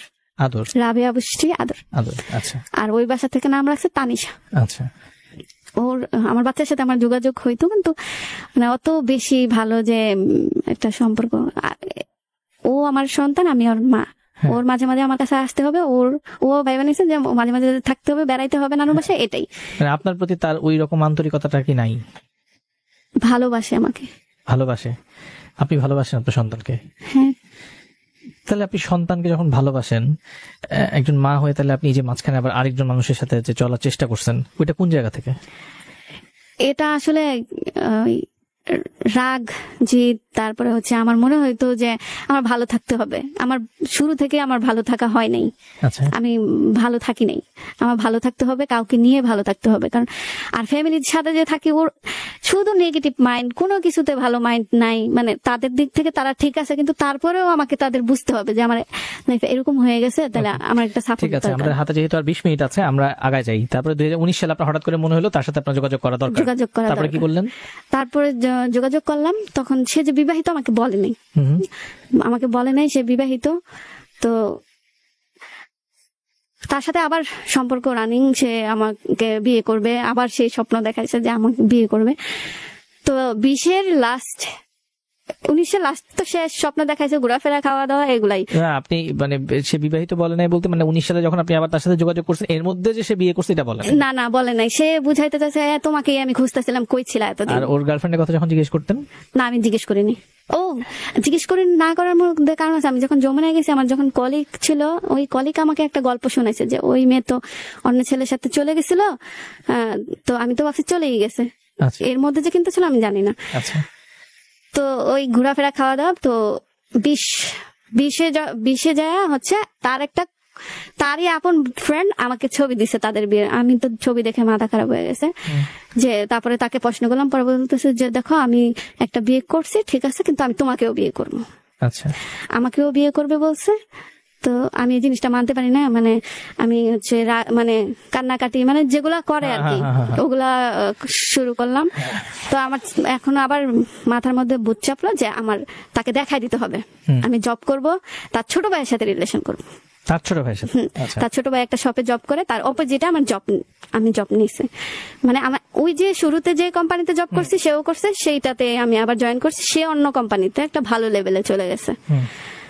তো এখন হচ্ছে ওই ছোট ভাইয়ের সাথে রিলেশন করব। ছোট ভাই সে অনেক রাগ আমার সাথে যে কেন আমি জব নিছি, আমাকে সে বিয়ে করবে। আমি তাকে, সে তারপরেও আমাকে বাজে বাজে কিছু প্রস্তাব করে, সেগুলো আমি রাজি হই না। তো রাজি হয় না দেখে আমি জব নিছি, জব নিয়ে তার ছোট ভাইকে বিয়ে করব, এরকম একটা মেন্টালিটি ছিল। তো ছোট ভাইকে ইশারা করতে করতে গিয়ে ওই শোরুমের ম্যানেজারের সাথে আমার হচ্ছে, আমি দিতাম ইশারা একজনকে, ও ভাবতো ওরে দিতাম। তো ওই শোরুমের মেয়েরাও বলতো যে ভাই আপনাকে দেখে তো ওই মেয়েটা হাসে, এই করে সে করে। তো ওই শোরুমের একটা টি বয় আমার কাছে আসে বলতে আপনি ওদিকে তাকে হাসেন কেন? আমি বলছি কই হাসি আন্তাজি। পরে আমার একটা কলিগ পাশ দিয়ে আসলো, আশা বলতেছে যে যে শোনো পরে বলতেছে ও আমি না, মানে আমার কলিগটা ওই ছেলেটাকে মূলত ওই পাঠানো হয়েছে আমার সাথে কথা বলার জন্য, আমার ডিটেলস জানার জন্য ওই ম্যানেজার পাঠাইছে। তো বলতেছে যে ওই ছেলেটা আবার বলতেছে কি নাম্বার লাগবে। পরে আমার কলিগ বলতেছে হ্যাঁ লাগবে, তো লম্বুটার নাম্বার লাগবে। আর আমি বলছি আমার ওই খাটোটার নাম্বার লাগবে। মানে আমরা দুষ্টামি করতেছি। তো ওই যে ছেলেটা কি করলো, ওই লম্বু মানে ম্যানেজারের নাম্বারটা আনে দিয়ে বলছে যে এই যে নাম্বারটা। পরে আমি বলছি এর নাম্বার তো আমার দরকার নেই, আমি আমার কলিগকে দিয়ে দিচ্ছি। তো কলিগ কি করছে, ওর সাথে 2 দিন কথা বলছে। ওই ছেলেটা ভাবছে আমাকে ভেবেই কথা বলছে। তো ছেলেটা যখন জানতে পারছে যে মেয়েটা আমি না, অন্য কারোর সাথে কথা বলতেছে, তখন ও কি করলো, ওই কলিগের কাছ থেকে আমার নাম্বারটা নেওয়ার পরে তো আমি প্রথমে পাত্তাই দিই না, কারণ আমার টার্গেট অন্য কেউ। তো পাত্তাই দেই না। পরে বলতেছে যে আমাকে ইমোশনাল কিছু কথা বলে, দেখো আমার ফ্যামিলি এরকম, ওই সেই আমার একটা ভালো বন্ধু লাগবে, তোমারও মনে হয় ভালো বন্ধু লাগবে, আসলে তোমার ভিতরে খুব কষ্ট চলতেছে, মানে এরকম আমাদের মধ্যে একদিন রাতে কথা হয়েছে। পরে বলতেছে তুমি অফ ডেতে কি করো, আমাকে জিজ্ঞেস করতেছে। আমি বলছি আমি অফ ডেতে দেখি কে ঘুরতে যায়, মানে আমার পরিচিত যারা আছে তারা কে ঘুরতে যান তাদের সাথে ঘুরতে যান, না তাহলে আমি একা একা রেল স্টেশন যেয়ে বসে থাকি। আসলে আমি রেল স্টেশন যেয়ে বসে থাকি বা রেল দিয়ে ঘুরি, ট্রেন দিয়ে ঘুরি বলতে ট্রেনে উঠে থাকি, ট্রেনটা যেখানে যায় থামে, নামা যায়, আবার দ্বিতীয় ট্রেন দিয়ে চলে আসি। এরকম কাউরে নেই না, কেউ যদি যাইতে যায় তাহলে নেই। তো বলতেছে আরে তুমি তো তাহলে আমার সাথেই ঘুরতে পারো, আমিও তো অফ ডেতে বাইক নিয়ে যেখানে খুশি সেখানে আমি চলে যাই। পরে আমি বলছি আচ্ছা, আমি চিন্তা করলাম যে আচ্ছা ঠিক আছে, এটা ওর সাথেও যদি আমি কথা বলি, রিলেশন করি, তাহলে ওইটাও ওর দেখে চলবে। তো এটা ভেবে আমি ওর সাথে আমি কথা বলা শুরু করি। কথা বলার 1 মাস পর হচ্ছে যে আমি ওরে বললাম যে আমি হচ্ছে ড্রিঙ্কস করব।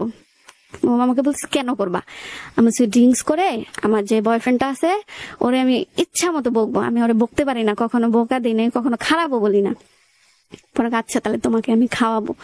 আমি বলছি তোমার খাওয়াইতে হবে না, আমি নিয়ে আসবো, তুমি শুধু খাওয়ার জায়গাটা ঠিক করবা। পরে বলছে আচ্ছা। তো ওই ছেলেটা ভাবতে পারে না যে আমি খাবো আসলেই। তো আমি ওইটা নিয়ে আমি আসছি, আসার পরে একটা জায়গায় আসছি, মানে ছেলেদের এলাকায় আসছি। তো ওখানে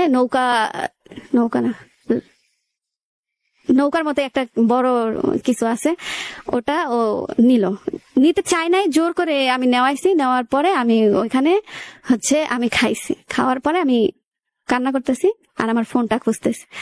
তো ফোনটা দিছে আমার হাতে, লকটা খুলে আমার মোবাইলে আরিফ ভাইয়া লেখা আছে, নাম্বারটা তো ও অবশ্যই চিনে, ওর জিএম মতো চিনবে। ফোন দিয়ে ইচ্ছা মতো বকছে, আর ও জেনে গেছে যে আমার রিলেশন কার সাথে ছিল। জেনে যাওয়ার পরে ও একটু সুযোগ নিল যে ও আচ্ছা উনি তো বিবাহিত, ওনার তো একটা বেবি আছে, যে ভুলে যাওয়াই বেটার, যা হয়েছে হয়েছে, আল্লাহ দেখে নিবে, তুমি ভুলে যাও, আমরা বন্ধু বান্ধব আছি, আমরা চিল করবো। পরে বলতেছে যে আচ্ছা, আমি বলছি আচ্ছা সমস্যা নেই। আমি ওর সাথে সেদিন আবার হচ্ছে রাতে সকালবেলা ও আমাকে দিয়ে আসছে, ওর মাকে ফোন দিছে, দিয়ে আমি অনেক অসুস্থ হয়ে গেছি। তো ওই যে ওইটা খাওয়ার পরে আর কি, পরে এখন ওর মা বাসায় জায়গা দিবে না, তো ওর একটা বোনের বাসায় নিছে, নেওয়ার পরে মরিচ টরিচ কি হাবি যাবি, পরে আমি জানতে পারছি খায় আমার সেন্স ঠিক করে আমার বাসায় দিয়ে আসছে। বাসা থেকে ঘুম থেকে উঠে আমি হচ্ছে কাজে যাব, বুধবার দিনে কাজ করছি, বৃহস্পতিবার দিন আবার কাজে যাব, জবটা আমার কন্টিনিউ করবো আর কি।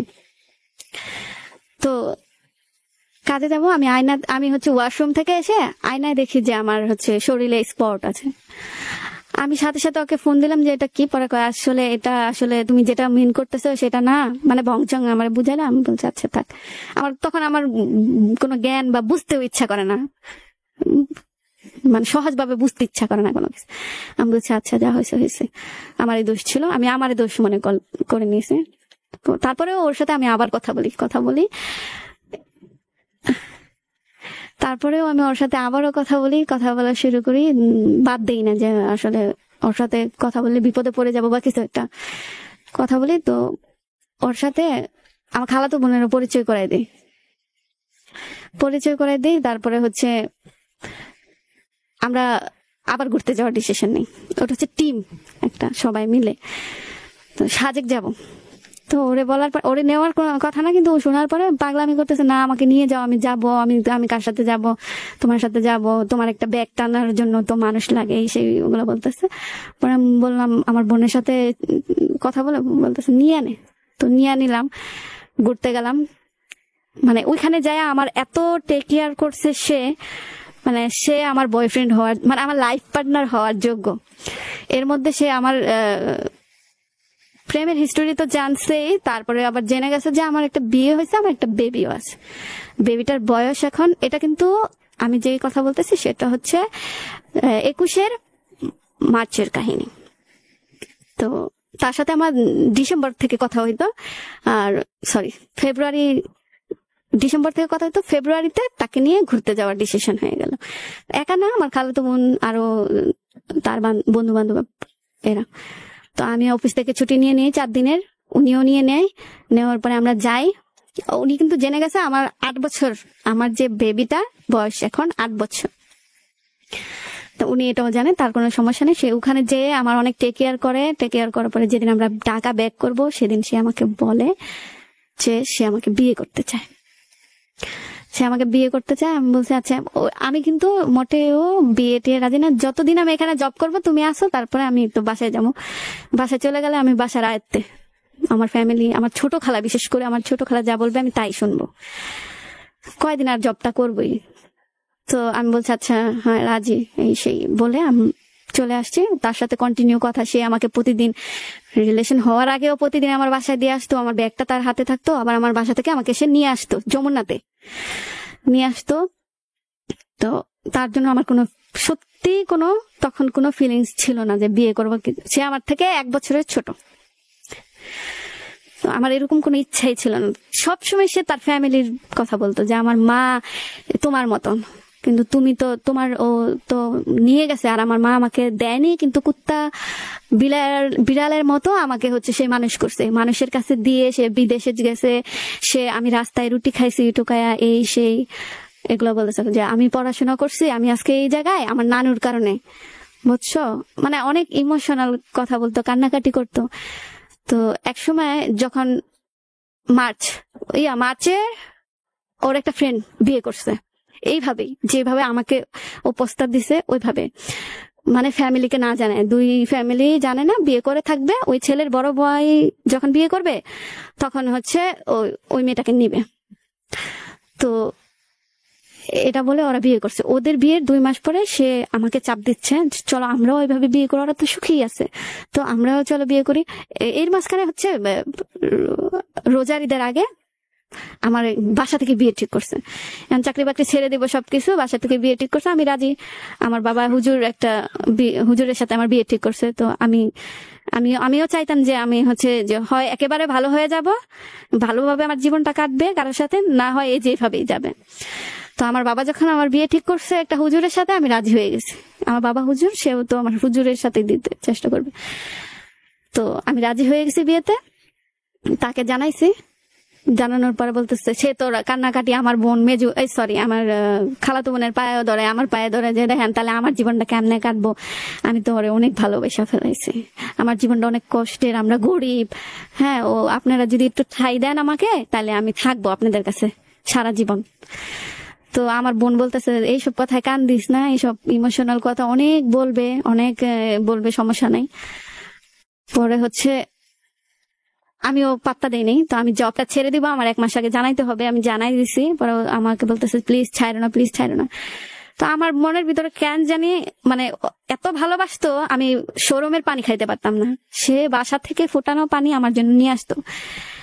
আমাদের বাসার যে একটা ভাবি কাজ করতো, সে যদি একদিন না আসতো তাহলে আমার কাপড় চাপড় কে ধুবে? ওই টেনশনটা যখন আমি করতাম, সে বলতো, আমি তোমার বাসার সামনে দাঁড়ায় আছি, তুমি ব্যাগ দিয়ে কাপড়গুলো নিয়ে আসো, আমি ধুয়ে দেবো। আমি তাই করতাম, আমার কাপড় চাপড় দিয়ে দিতাম বাসে, জোড়াজুড়ি করে আমার ইউনিফর্ম এগুলো আমার কাপড় চাপড় নিতো, ধুইতো। আমার জন্য খাবার বাসা থেকে বয়ে আনতো। আমি আবার বাসা থেকে খাবার খাইতাম না, আমার একবেলা কিনা খাইতে হইতো, সেটাও আমাকে সে খাওয়াইতো। মানে অনেক ভালোবাসতো, অনেক কেয়ার করছে। তো সেজন্য আমার একটু মানে মনের ভিতরে যে আসলে আমি কি একটু বিশ্বাস করে দেখবো। ওদিকে কিন্তু ছেলেদের বাসায় চলে গেছে, ছেলে টেলে দেখে আসছে, আর হুজুর তো ওনারা বলতেছে যে আমি যেদিন যাব, আমি ওদিন মেয়েকে বিয়ে করে নিয়ে একবার আমার সাথে চলে আসবো। আমরা এভাবে মেয়ে দেখি সরাসরি। এমনিতে আমার ছবি দেখছে, সে এক দেখাই পছন্দ করছে। তো আমি ওরে জানাইলাম। পরে কেন জানি আমার মনের মধ্যে তার জন্য মায়া হলো, যে আসলে একটা মানুষ আমার জন্য এত করছে, হইতেও তো পারে সেও আমার জন্য বেটার। তো আমি শবে-বরাতের নামাজ পড়লাম। নামাজ পড়ে আমি বললাম আল্লাহর কাছে, যে আল্লাহ, আমার জন্য যে ঠিক তুমি তাকেই আমাকে দিও, তার জন্যই আমার মনটা নরম করে দিও। এটা হচ্ছে মার্চের কাহিনী, মার্চের শবে-বরাতের সময়। তো এরপরেও ও আমার বাসা থেকে আবার আমার বড় ভাই বলছে যে বিয়েটা ঈদের পরে দিবে, আমার ভাই আসার চেষ্টা করবে, ছোট বোন ঈদের পরে বিয়ে দিবে, আমি আসবো। তো ওই ছেলে পক্ষ আবার কি করছে, প্রথমে মেনে নিছে, ওকে। তো আমি ভাবলাম যে তাহলে সবাই বলতেছে চাকরিটা ছাড়ো, তো আমি সবাই অনুরোধ করে বলছি যে আমি রোজার মাসটা আমি করি, আমি এতদিন করে আসছি, তাদের জন্য আমার একটা মায়া হয়েছে, আমি করি। তো বাসা থেকে সবাই রাজি হয়েছে। রোজার 1 সপ্তাহ আগে ওই ছেলে পক্ষ ফোন করে বলছে যে আপনারা যদি রোজার আগে দেন তাহলে মেয়েটাকে আমরা নিয়ে আসবো, আর যদি না দেন তাহলে বিয়েটা পসিবল না। আমার ছোট কালার তো অনেক জিদ, এমনিতে গ্রামে এসে একটু গ্রামে দিবে না এরকম ভাব। পরে বলতেছে বিয়ে ক্যান্সেল, আপনাদের কাছে মেয়ে দিবই না, আপনাদের খুদ আছে, হ্যাঁ নিশ্চয়ই, সেজন্য আপনারা এইসব। ওই ছেলেটা আবার জানতো আমার কাহিনী, ওই ছেলের আবার কোনো নাই, বিয়ে টিয়ে নাই। পরে বলতেছে আপনাদের ভিতরে কোনো খুদ আছে, আমরা মেয়ে দিব না, আপনারা যদি পায়েও ধরেন তাও মেয়ে দিব না, বিয়ে দিছে ভাই। তো আমার তো চাকরি ছাড়ার আর অপশন নাই। এর মধ্যে যখন ও শুনছে যে আমার বিয়েটা ভেঙে গেছে, তখন ও তো অনেক খুশি, নামাজ টামাজ পড়ে আমাকে দেখায়, সে নামাজ পড়ে। তো আমি ভাবছি তাহলে আল্লাহরই হয়তো ইশারা যে আমার বিয়েটা এর জন্যই ভাঙছে। তো সে ডিসিশন নিছে যে ওরা যেভাবে বিয়ে করছে, মানে ওর একটা ফ্রেন্ড একই নামের বিয়ে করছে, যে ওইভাবে আমরা বিয়ে করে রাখবো, যখন তোমাকে বিয়ের জন্য চাপ দিবে বাসায় বলবা, রাজি না হলে আমি তোমাকে নিয়ে চলে আসবো, পারবা না আমার সাথে কষ্ট করে থাকতে? বলছি পারবো, কিন্তু বিয়েটা করবো না, বিয়েটা পরেই করবো, ফ্যামিলিকে মানাই। সে আবার কান্নাকাটি, ইমোশনাল কথা, যে আজকে আমি গরিব দেখা, আমার বাবা নাই দেখা অবহেলা করতেছ, যা আসছে মুখ দিয়ে তাই বলছে। তখন আমি ফোনটা অফ, ঈদের পরের দিন ফোনটা অফ করে রাখছি। ওর একটা বন্ধুরা ফোন দিছে ইচ্ছা মতো, হচ্ছে আমার নানুর নাম্বার জানতো, নানুর মোবাইলটা আমার কাছে রাখছি ইচ্ছা করে, যে ও ফোন দিলে কি গন্ডগোল হয়। তো সবার সাথে আমি কথা বলছি, শুধু ওর সাথে আমি কথা বলি নাই। তো আমি ফোনটা খুলছি আবার, আমার আসলে আমি অনেক শয়তান। ফোনটা খোলার পরে একটা ফোন আসছে যে ও তো 6 তলায় দাঁড়ায় আছে, আপনি যদি একবার না করেন ওরে বিয়ে করবেন না, তাহলে কিন্তু 6 তলা থেকে লাফ দিয়ে দেবে। আর যে বলতেছিল সে কান্নাকাটি করেই বলতেছিল। তো আমার তো পসিবল না এই রাতের বেলা আমি যাই আসলেই সত্যি মিথ্যা যাচাই করবো কিনা। তো আমি বলছি আচ্ছা আমি ওকে ফোন দিচ্ছি। তো আমি ফোন দিয়ে বললাম যে হ্যাঁ আমাদের কালকে বিয়ে হবে, 16 তারিখ। 14 তারিখে ঈদ হয়েছে, 15, 16 তারিখ। ও 15 তারিখ সে আবার আমাকে রাজি করানোর জন্য দুপুর 2টা থেকে 4টা পর্যন্ত, 5টা পর্যন্ত সে বৃষ্টিতে ভিজছে। আমি কোথায় আমার ফ্যামিলির সাথে ঘুরতে গেছি, সে ওইখানে যায় আমাকে খুঁজে বের করছে। হ্যাঁ, ভিজছে, আমার সামনে আসছে, আমি দেখছি সে কষ্টে কাতর, আমার মায়া হয়েছে তারে দেখা অনেক, সে আমার জন্য কষ্ট করতে পারবে এরকম ফিল হয়েছে। তো আমি সবকিছু যাচাই করে সারা রাত ওদিন আমি ঘুমাই নাই, যে কি করবো আসলে, আমি কি আসলে ওর জন্য কি রাজি হয়ে যাব, হইতেও তো পারে ভালো, আমার তো বড়লোক জায়গায় বিয়ে হয়েছিল না একবার, আবার ঠিকও তো হয়েছে অনেক বড়লোক একটা জায়গায়, আর ছিলামও তো, জন্ম তো হয়েছে ভালো একটা ফ্যামিলিতেই, ভালোভাবেই তো ছিলাম।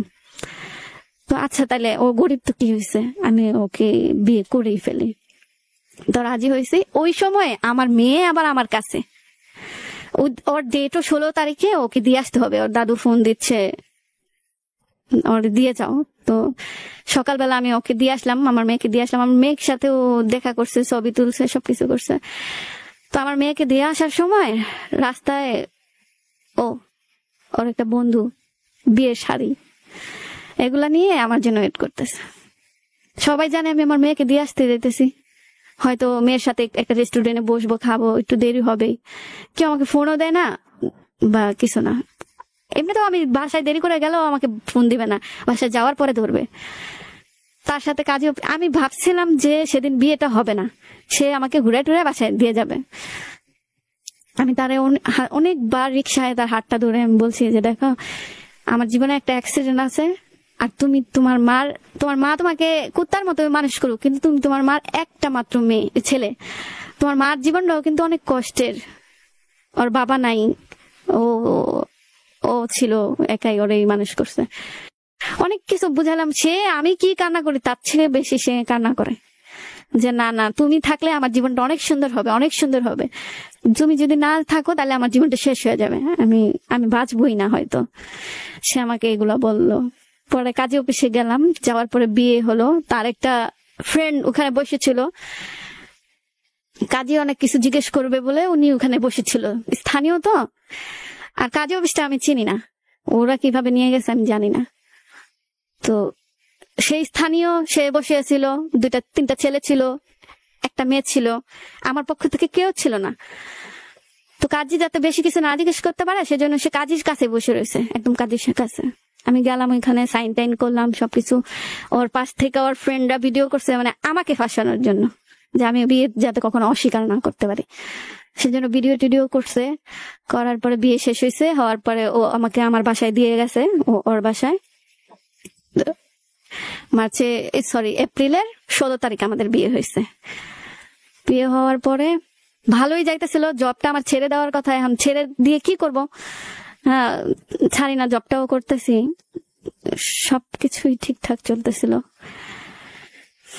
আমরা মানে প্ল্যানিং করতেছি যে কিভাবে, এর মধ্যে আমার কোনো বিয়ের কথা, মানে বাসা থেকেও কোনো চাপ, কোনো কিছু, বা আমি কি করতেছি, কেমনে চলতেছি, এই যে রাতের বেলা বাহিরে বাসায় দেরি করে যাই, হ্যাঁ এগুলা নিয়েও কারো মাথা ব্যথা তখন ছিল না, ওই সময়টা বিয়ের পরটা।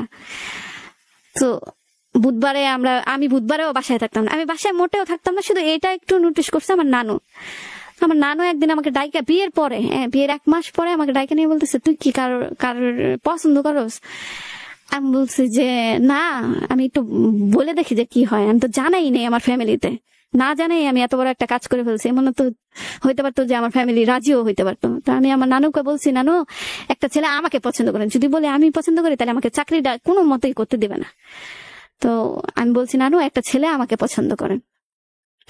পরে বলতেছে যে নাম কি, বাড়ি কই, গড় কই, এগুলো। পরে আমি বলছি ওর একটা মা আছে জব করে, ওর একটা নানু আছে জব করে, আর কি জব করে আমি তখনও জানি না ওনারা কি জব করে, আর ও জব করে। পরে কই তাহলে তোর ছোট খালা লোক কয়ে দেখবো না? ছোট খালার সাথে কইছে, ছোট খালায় কয় না এটি পসিবল না, তাহলে কি তুমিও যা জব করবা?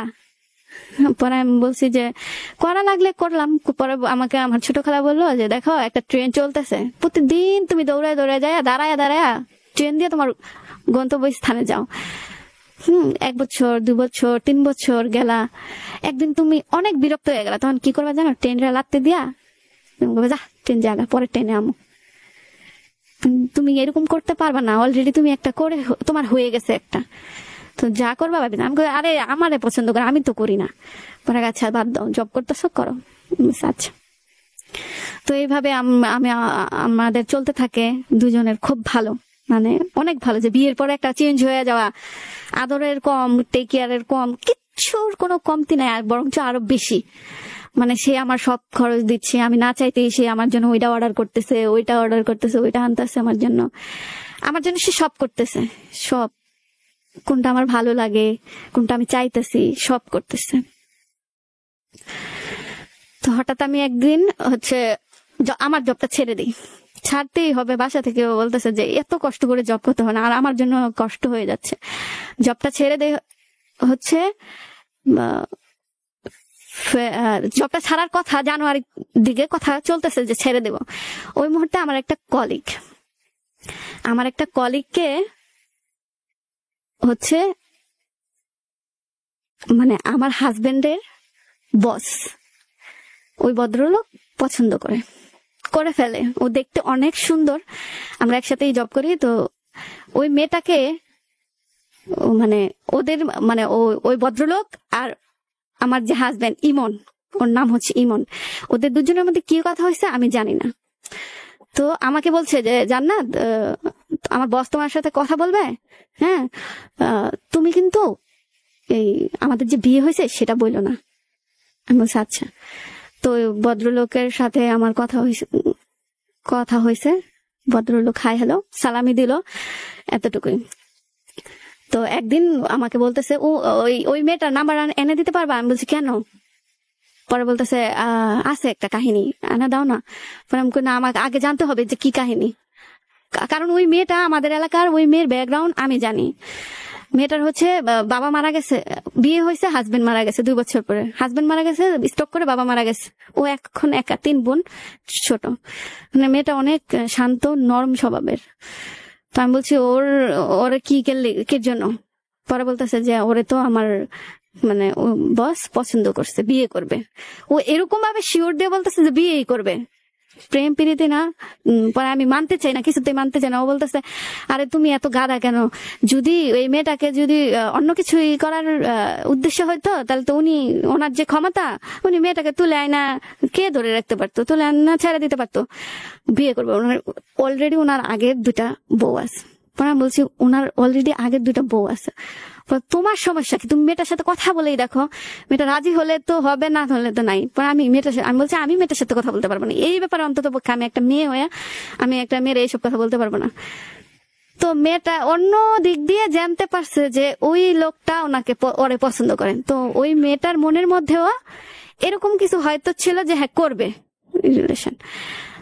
তো একটা পর্যায়ে আমি ওই মেয়েটার নাম্বার নিছি। আমি বলছি ওই মেয়েটা জব ছেড়ে দিয়ে আর একটা নতুন নেবো। আমি বলছি তাহলে তুমি ওইখানে দেখতে পারো, ওর কোম্পানিতে দেখতে পারো। পরে আচ্ছা তাহলে আপনি আমার নাম্বারটা নিয়ে যান, ভাইয়ারে দিয়ে দেন, আমি ভাইয়ার সাথে কথা বলবো, মানে ইমনের সাথে, আমার হাজবেন্ডের সাথে। আমি দিলাম।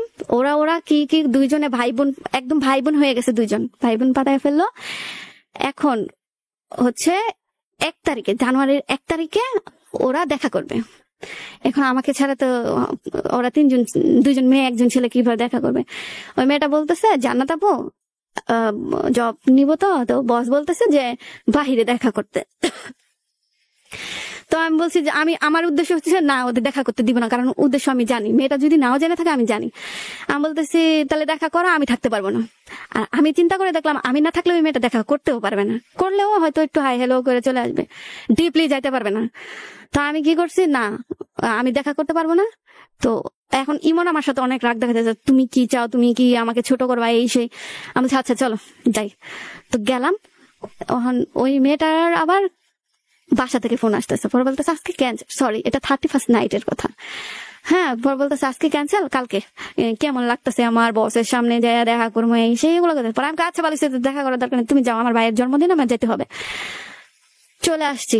চলে আসার পরে 1 তারিখ ওরা প্ল্যান করছে, ভাই বোন মিলে প্ল্যান করছে যে আজকে দেখা হবে।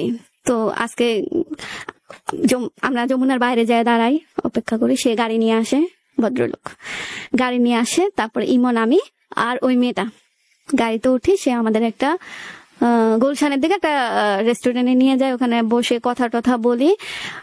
ওনার আকার অঙ্গিতে উনি বুঝাই দিছে যে তুমি শুধু আমার এখানে জব করবা না, আমি তোমাকে পছন্দ করি। মেয়েটা বুঝতে পারছে। তো আমাদের যাইতে যাইতে অনেক লেট হয়ে গেছে, 12টা বেজে গেছে। ওর বাসা থেকে বকতেছে, আমার বাসা থেকে বকতেছে। পরে আমি বলছি এখন থেকে আমাকে টাইনো না, এখন তোমার বসের নাম্বারও তোমার কাছে, তোমার ভাইয়ের নাম্বারও তোমার কাছে, তোমরা বুঝছো, আমাকে টাইনো না ভাই, আমি এমনিতেই বাসায় অনেক চাপের মধ্যে আছি। তার উপরে দেরি করে গেলে আমার চাকরিটা যাও আমি 1 মাস করতাম, ওটাও করতে পারবো না। পরে বলতেছে আচ্ছা। তো ওরা প্ল্যান করলো, ওরা হচ্ছে 4 তারিখে ডিম হলিডেতে যাবে। ওরা প্ল্যান করে আমাকে জানায় যে থাকতে হবে আমার এই জিনিসটা, আর আমার থাকতেই হবে, আমার হাজবেন্ড ওখানে যাইতেছে, আমার যাইতেই হবে। তো 4 তারিখে ডিম হলিডেতে, তার আগে উনি ভদ্রলোক আমাকে ফোন দিছে, বলতেছে যে ওর জন্য তো একটা আংটি বানাইছে, ওদিনই প্রপোজ করে ফেলবো, তারপর একটা বিয়ের ডেট দেখে বিয়ে করে ফেলবো। আর ওদিনই আমাকে বলতেছে ও যদি রাজি না হয়, আমার আংটিটা যদি ফেরত দেয়, তাহলে কিন্তু আমি তোর সামনে মারা যাবো। ও ভদ্রলোকটা বলতেছে আমি তোর সামনে মারা যাবো, আমি সত্যিই মরে যাবো ওরা ছাড়া, আমি ওরা অনেক ভালোবাসি, ওর চোখে আমি অনেক মায়া দেখছি, মানে যত প্রকারের ইমোশনাল কথা আছে। আমি বলছি দেখেন ট্রাই করে কি হয়, আমি বললেই তো আরো রাজি হয়ে যাবে না। তো আচ্ছা। তারপরে হচ্ছে ডিম হলিডেতে আমরা গেলাম। যাওয়ার পরে ও আংটি পরাই দিল, আর ও স্বাভাবিকভাবে আংটি নিয়ে নিল, গ্রহণ করলো, হ্যাঁ বিয়ে করবে। তো তারা ওই জানুয়ারির 1টা মাস কথা বলে। তো আমি ভাবছি হয়তো সত্যি হয় না, সত্যি যে আমারটা সত্যি হয়েছে না, আমি সুখে আছি না, ভালো আছি না, হয়তো তার টাকা আছে, সে রাখতে পারবে। তাদের সব প্ল্যানিং হয়ে গেছে, ভাড়া থাকবে, কই থাকবে, কেমনে থাকবে, মা বাপ কেমনে রাজি করবে, সব প্ল্যানিং তাদের মধ্যে হয়ে গেছে। তো এখানে আমি তো আর কিছু বলতে পারি না যে দেখো তুমি আর একটু ভাবো। তারপরেও আমি অনেকবার বলছি দেখো তুমি একটু ভাবো, অনেক কিছু ভাবার আছে, হুট করে একটা কাজ করে ফেলে হয় না। আমার আর ইমনের ব্যাপারটা অনেক আলাদা, আর তোমার ব্যাপারটা অনেক আলাদা। বলছে আমি ভাবছি। এর মধ্যে ওই মেয়েটাকে ইমপ্রেস করার জন্য সব করছে। রাতে 2টা বাজে মেয়েটার বাসার সামনে এসে বসে রয়েছে, ফুল দিয়ে ছাদে হঠাৎ প্রপোজ করছে, অনেক কাহিনী করছে। তো মেয়েটাও ভাবছে যে সত্যিকারই হয়তো ভালোবাসে। তো ফেব্রুয়ারির 24 তারিখ তারা ডেট ফিক্সড করলো, তারা বিয়ে করবে। উত্তরা একটা রেস্টুরেন্ট বুক করছে। তো মেয়ের সাথে তো কেউ নেই, আমারই থাকতে হবে। মেয়ের ভাই হচ্ছে ইমন, ভাই পাতানো ভাই আমার হাজবেন্ড। তো আমার থাকতে হবে। সেই ক্ষেত্রে আমি ওই মেয়েটার সাথে পার্লারে গেলাম, আমিও সাজুগুজু করলাম, ও সাজুগুজু করলো। পরে আমরা একটা ওভারে করে হচ্ছে উত্তরায় চলে গেলাম। রেস্টুরেন্টটার নামটা আমার আসলে মনে নাই। তো রেস্টুরেন্টটায় গেলাম, খাওয়া দাওয়া করলাম, বিয়ে হলো। বিয়ে হওয়ার পরে 7 দিন পর আমাকে মেয়েটা কান্নাকাটি করে ফোন দিতেছে, কি হলো, এই সেই কি হয়েছে, বলতেছে আমাদের নাকি বিয়েই হয় নাই। কি বলো বিয়ে হয় নাই মানে? পরে বলতেছে, আমি বলছি কাজী কই, কি ডিটেলস ওর কাছ থেকে জানো? পরে বলতেছে কাজী কোন সিলেট থেকে আনা হয়েছে, কাজী দিয়ে কি করবো? সে তো বলতেছে বিয়েই হয় না, এই সেই। মেয়ে আমাকে উল্টা বুঝাইতেছে। পরে আমি কই তাহলে কিছু করার নাই, চুপ করে থাকো। মেয়ে কান্নাকাটি করে। এখন আমার হচ্ছে এর মধ্যে আমি তো জব ছেড়ে দিয়ে বাসায় চলে আসছি। এর মধ্যে হচ্ছে আমি ওরে ফোন দেই, ফোন ওয়েটিং পাই, এই সেই। রোজাও চলে আসছে, রোজার মধ্যে হচ্ছে ওয়েটিং পাই, রাতের এত রাতে হঠাৎ করে ফোন ধরে না, এগুলো গন্ডগোল। মানে আমার ওটা তো ওই সাবজেক্ট চলে গেছে, ওই মেয়ে বলে গেছে। তো এখন আমার এই রকম প্রবলেম। কিন্তু আমার ওর কাহিনীর পরে আমার কেন জানি মনে হয়েছে আমার কি এরকম হবে, আমার লাইফেও কি এরকম আসবে। তো আমি মানে আমার এরকম হওয়ার চান্স নাই। ও কি বড় লোক নাকি, ও তো গরিব আছে, ও এরকম হবে কেন, চেঞ্জ হবে কেন। তো ফোন ওয়েটিং পাই, আমি জিজ্ঞেস করি যে ফোন ওয়েটিং কেন। আরে আমার বস আছে না, বসের সাথে রাতের বেলা কথা বলতে হয়, তুমি জানো না। এগুলা দমক। আমি সারা রাত রোজার মধ্যে, ও রোজা রাখে না, আমি রোজা রাখি, আমি সারা দিন রোজা থাকি, নামাজ পড়ি হচ্ছে। তারপরেও আমি রাতের বেলা সারা রাত আমি ওর জন্য জেগে থাকি, ওর জন্য আমি সারা রাত জেগে থাকি। ওর হচ্ছে যখন ছুটি হয়, আমার টাইমটা জানা আছে, ওই টাইমটা আমি ফোন দিই। ফোন দিলে ও বলে যে যাইতেছি টাকা দিতে অমুক জায়গায় যাইতেছি। আসলে ও টাকা দিতে যাইতেছিল না। তো আমি ওগুলাই বিশ্বাস করতাম। ঈদের পর স্বাভাবিক আমাকে নিয়েই তো, ঈদের দিন আমাকে নিয়েই তো ওর পরে থাকার কথা। ঈদের দিন নামাজে যায় নাই, চাঁদ রাতের দিন নাকি সে ড্রিঙ্কস করছে, এর জন্য 1টা বাজে ঈদের দিন আমাকে ফোন দিছে, দিয়ে খাইছো এই সেই এগুলো জিজ্ঞেস করছে। আমার দেয়া পাঞ্জাবি পরে সে ঘুরতে বেরোছে, কিন্তু আমার কোনো খোঁজ খবর সে নেয় না, আমি কোথায় আছি। ওই দিন আবার আমি হসপিটালে ছিলাম, ঈদের দিন হসপিটালে গেছি বোনের সাথে। ফোন দিছে, আমি ভাবছি তাকে আমি বলবো যে আমি হসপিটালে, তুমি আসো আমার কাছে। ফোন দিয়ে বলতেছে বন্ধুদের সাথে আড্ডা দিতেছি, এখন আসা যাবে না, এখন কথাও বলা যাবে না। নিজে থেকেই বলতেছে। ফোন রেখে দিছে। আমি জিদ করে আর ফোন টোন দেই নেই। সেদিন রাতেও আমাদের কথা হয় না। পরের দিনও আমি কথা বলি নেই। সে আমাকে হচ্ছে মেসেজ দিয়ে বলতেছে যে আমি তো মদ খাইতেছি। তো আমি ফোন দিছি। তার উচিত ছিল যে সে যেখানেই থাক সবকিছু রেখে আমাকে ফোন দেওয়ার। তো ফোন দিছে, এখন ফোনটা রাখো, আমি কথা বলতে পারতাম না, মেসেজ করো। মেসেজ করলাম, পরে বলছি তুমি মদ কেন খাচ্ছ, আমি তোমার সাথে একদিন কথা বলি নাই, সেজন্যই তো খাচ্ছ। পরে বলে হ্যাঁ। পরে আমি তাহলে এখন উঠে আসো, আমি তো কথা বলতেছি, এখন উঠে আসো। পরে ওখান থেকে না আসে নাই, সে খাইছে, আমি জানি না। তারপর হঠাৎ করে আমাকে সে ঈদের 5 দিনের মাথায় আমাকে বলতেছে যে জান্নাত তুমি কোথায়। আমি বলছি আমি বাসায়। আমি বাসায়। পরে বলতেছে তুমি আসো, আমার তোমার অনেক প্রয়োজন। তারপর তার প্রয়োজন আমাকে আসতে বলছে, আমি আসছি। তার মোবাইলটা ধরছি, মানে ওইখানে অনেক খারাপ ব্যবহার, জ্যাংরা জেংড়ি। আমাকে আসলে সে সহ্য করতে পারতেছে না, তার মোবাইলটা কেন আমি ধরলাম, সে আমাকে সহ্য করতে পারতেছে না। ও এর মধ্যে আমার আরেকটা বিষয় জেনে গেছি, সেটা হচ্ছে ওই যে আমাদের বিয়ের 2 মাস আগে যে একটা বিয়ে হয়েছে, যাদের বিয়ের দেখা দেখে আমাদের বিয়েটা হয়েছে, ওই মেয়েটা আমাকে ফোন দিছে, দিয়ে বলতেছে যে মানে ওর হাজবেন্ডের খবর নিতেছে যে ভাইয়া কোথায়, ভাইয়ের নাম্বারটা দেন, আমি একটু খোঁজ খবর নিব, কেন কি হয়েছে, আমার হাজবেন্ডের সাথে তো আমার কথা হয় না, দেখা হয় না। হ্যাঁ। পরে আমি বলতেছি কি বলো। পরে বলতেছে হ্যাঁ এই মানে ওর ডিটেলস বলছে। পরে আমি বলতেছি আচ্ছা নাও, নাম্বার নাও। তো ওরা কি বললো আমি জানি না। তো আমি আবার ভয় পাইতেছি যে আমার লাইফটাও কি এরকম হয়ে যাবে। মানে ওই মেয়ের কাছে যতটুকু জানতে পারলাম, ওই মেয়েকে বলতেছে এটা কিসের বিয়ে, কোনো বিয়ে না তো, আমি তো তোমাকে বিয়ে করি নাই। আমরা একটা রুম নিয়েছিলাম একসাথেই। পরে বলতেছে এটা তো কোনো বিয়ে না, কি বলে এসব বিয়ে না, অস্বীকার একদম। আমি তো এখন ভয় পেয়ে গেছি জোরে সোরে যে আমার সাথেও কি এরকম হবে। তো আমি ব্লক মেরেছিলাম, আমি মারছিলাম। তো 11 তারিখ হচ্ছে আমি তাকে ফোন দিই, ব্লক খুলে ফোন দেই। সে বলতেছে যে আমি বলতেছি যে তুমি কই। পরে আমি যেখানে থাকি ঠিক সেইভাবেই, এটা তো কোনো বিয়ে নেই। আমাকেও সে বলতেছে এটা তো কোনো বিয়েই না, কিসের বিয়ে, প্রমাণ আছে তোমার কাছে, কি বিয়ে, কি করবা, পুলিশে যাবা, থানায় যাবা, যাও প্রমাণ দেখাও, সব জায়গায় তো প্রমাণই চাইবে তোমার কাছে। তো আমার মাথায় একদম বাজ, মানে কি বলবো।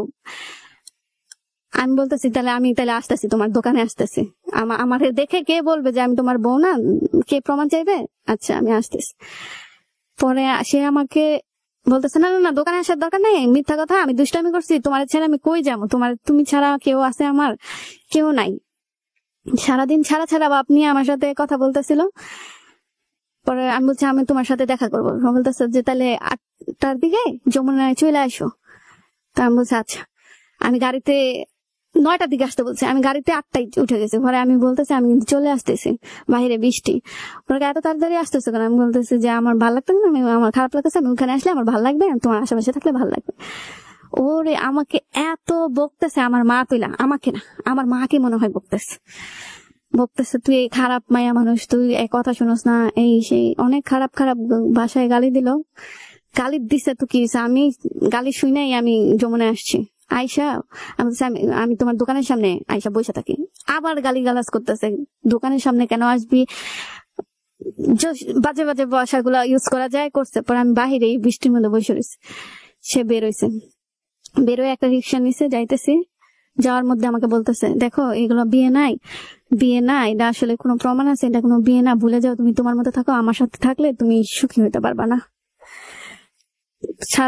সারা জীবন অসুখী। আমি বলছি যে আমি যে সুখী না এটা জানিই তো আমি তোমাকে বিয়ে করছি, তাই না, আমি কষ্ট করেই তোমার সাথে থাকবো।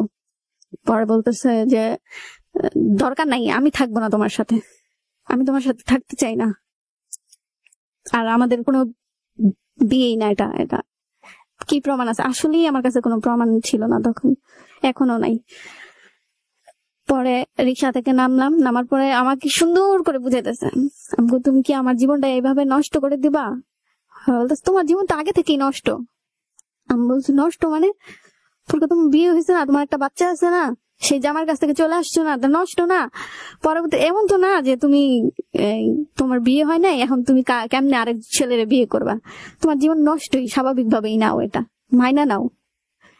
আমি বিদেশ চলে যাবো, আমি এই করব, তুমি কি করবা করো যাও, কিন্তু আমাদের বিয়ে না। তার আগে আমাদের ম্যারেজ ডের জন্য আমার গলায় চেন ছিল, আমার কানে দুল ছিল, আর আংটি ছিল, ওগুলা সব সেল করে দিচ্ছি আমি। ওর একটা স্বপ্ন ওর বাইক কিনবে, ওর একটা স্বপ্ন ওর একটা দামি মোবাইল থাকবে। আমাকেও সে মোবাইল কিনে দিছে দামি, আমার হাতে কম দামি মোবাইল ছিল, সে মাইনা নিতে পারে না কেন আমি কম দামি মোবাইল চালাবো, সে আমাকে দামি মোবাইল আমি রাখতে পারি নাই। যাই হোক, তো সে আবার ওই রাতেই আমাকে একটা রেস্টুরেন্টে নিয়ে বসার পরে আমাকে বলতেছে তোমার গলা খালি কেন, তোমার কান খালি কেন? পরে আমি বলতেছি যে তুমি আজকে আমাকে ছাড়ার চিন্তা করতেছো, আমাদের বিয়ে হয়নি এগুলো বলতেছো, তুমি একবার তোমার ফ্রেন্ডে ফোন দিয়ে জিজ্ঞেস করো আমি তার সাথে কি পরিকল্পনা করছি। কি তুমি বলো? পরে আমি বলছি তারে বাইক দেখতে বলছি, তোমার জন্য একটা বাইক কিনবো, আর এগুলো সব সেল করে দিছি, আমার কিছু টাকা ছিল, আর এগুলো সেল করছি 80,000 টাকা, আর 55,000 টাকা আমার ছিল। ও এর জন্য তো ও আমাকে জিজ্ঞেস করে তোর কোন বাইকটা পছন্দ। এত বুঝাইলাম ওরে যে দেখো, এটা করলে করাই যায়, এরকম করলে করাই যায়, কিন্তু মরতে তো হবে, তুমি আমার ছাইরো না, যা লাগে যেমনি হোক আমি থাকবো, একটা কাজের মেয়ে তো থাকে বাসায়, আমি থাকবো।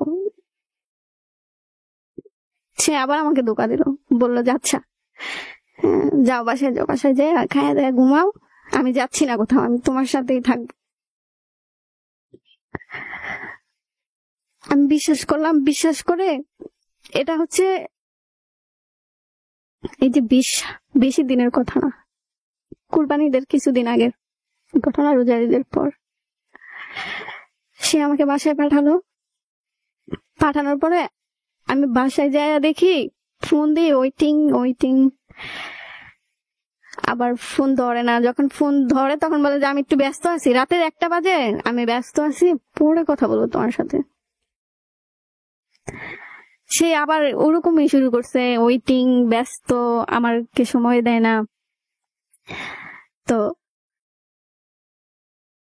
11 তারিখ যেদিন আমাকে সে বাসায় দিয়ে আসে সেদিন হচ্ছে মঙ্গলবার, বুধবার পরের দিন তার অফ ডে। তা আমি বলছি আমাকে নিয়ে একটু ঘুরতে বেরোয়, পরে বলে যে আচ্ছা। পরের দিন আমি একদম সাজুগুজু করে বেরোইছি। অন্য সময় সে আমার সামনে আসলে আমার গালে যদি আমি মেকআপ দিতাম তাহলে সে বলতো তোমাকে না বলছি এইসব মেকআপ টাকা দিবা না, তুমি তো এমনিই সুন্দর, কিচ্ছুই বলে না, আমার চোখে চোখ রাখে নাই।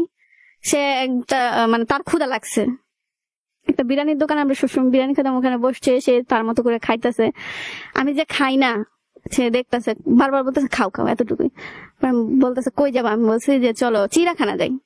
ওখানে গেলে আমি এইটা ভেবে বলছি যে ওখানে গেলে লং টাইম সময় থাকবে, দুইজন কথা বলবো যে কি প্রবলেম, আমার ভিতরে কোনো প্রবলেম হলো কিনা বা জানতে পারবো। সে বলতেছে না যাবো না, এত দূরে যাবো না, আমার কাছে টাকা পয়সা নাই। আমি বলছি আমার কাছে আছে, চলো যাই। পরে বলতেছে না তোমার টাকা দিয়ে হবে না, কত টাকা আছে, বললাম যে আমার কাছে এত টাকা আছে। পরে বলতেছে চলো বাস দিয়ে ঘুরি। আমরা বাস দিয়ে ঘুরতাম, মানে বাসে উঠতাম, একদম সদরঘাট নামতাম, ওখানে একটু বসে আবার আরেক বাসে খিলকে চলে আসতাম। পরে বলতেছি আচ্ছা। পরে একটা বাসে উঠলাম সদরঘাটে, সে হঠাৎ মানে নদ্দা এসে বলতেছে নামো, আমরা বাসে যাবো না, আমরা এমনিতেই রেস্ট নিব।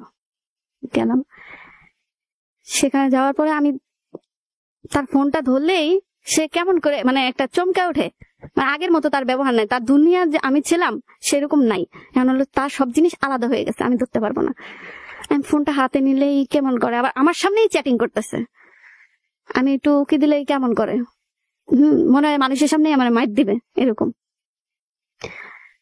তো একটা সময় আমি ফোনটা ধরার পরে লকটা খোলার পরে আমি দেখি একটা মেয়ের মেসেজ। মেয়েটা জিজ্ঞেস করতেছে, বলতেছে কাজটা কিন্তু ঠিক হয়নি।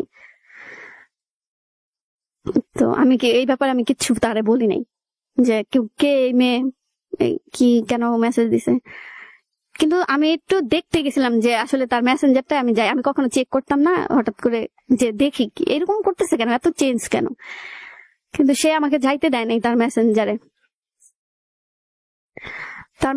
আমাকে সে ঢুকতে দেয়নি। তারপরে হচ্ছে দুইজন অনেক ঝগড়াঝাটি শুরু করলাম। সে আবার সেই কাহিনী তুলে দিয়েছে যে আমি তোমার সাথে সত্যিই থাকতে পারবো না। তাহলে আমার সাথে থাকতে পারবো না, কালকেই তো কথা শেষ হয়ে গেছে, কালকেই তো আমি চলে যেতাম বাসায়। পায়ে ধরতেছে, আমি তার পায়ে ধরতেছি, সে কান্না করে নাই, সে একটুও কান্না করেনি, আমি কান্না করতেছি। আমি বুঝাইতেছি যে যা হয়েছে যেমনে হয়েছে, তুমি যাই না শুনে আমাকে বিয়ে করছো, আমার ফ্যামিলিও জানে না, আমার ফ্যামিলি কিন্তু না করছিল, আমি কিন্তু আমার ফ্যামিলির কথাই শুনে নিতে পারতাম। আচ্ছা জান্নাত, আমরা আমাদের যে নির্ধারিত শো টাইম সেটা অনেক আগে শেষ করে ফেলছি, আমরা আর ম্যাক্সিমাম 5 মিনিট করতে পারবো, হ্যাঁ, মানে আমাদের একটা নির্ধারিত টাইম থাকে, বাট আপনার স্টোরিটা এতটা আমাদের কাছে মনে হয়েছে যে মানুষদের জানা উচিত, অভিভাবকদের এবং স্টুডেন্টদের, সে কারণে আমরা আমাদের নির্ধারিত সময় অনেক আগে শেষ হওয়ার পরেও আপনাকে বলতে দিয়েছি। তো আমি আর বেশি ডিটেলসে যেতে পারবো না, আমাকে এখন বলেন যে তারপর শেষে কি হলো, মানে এরপরে ওর সাথে আপনার শেষ যোগাযোগ বন্ধ হলো?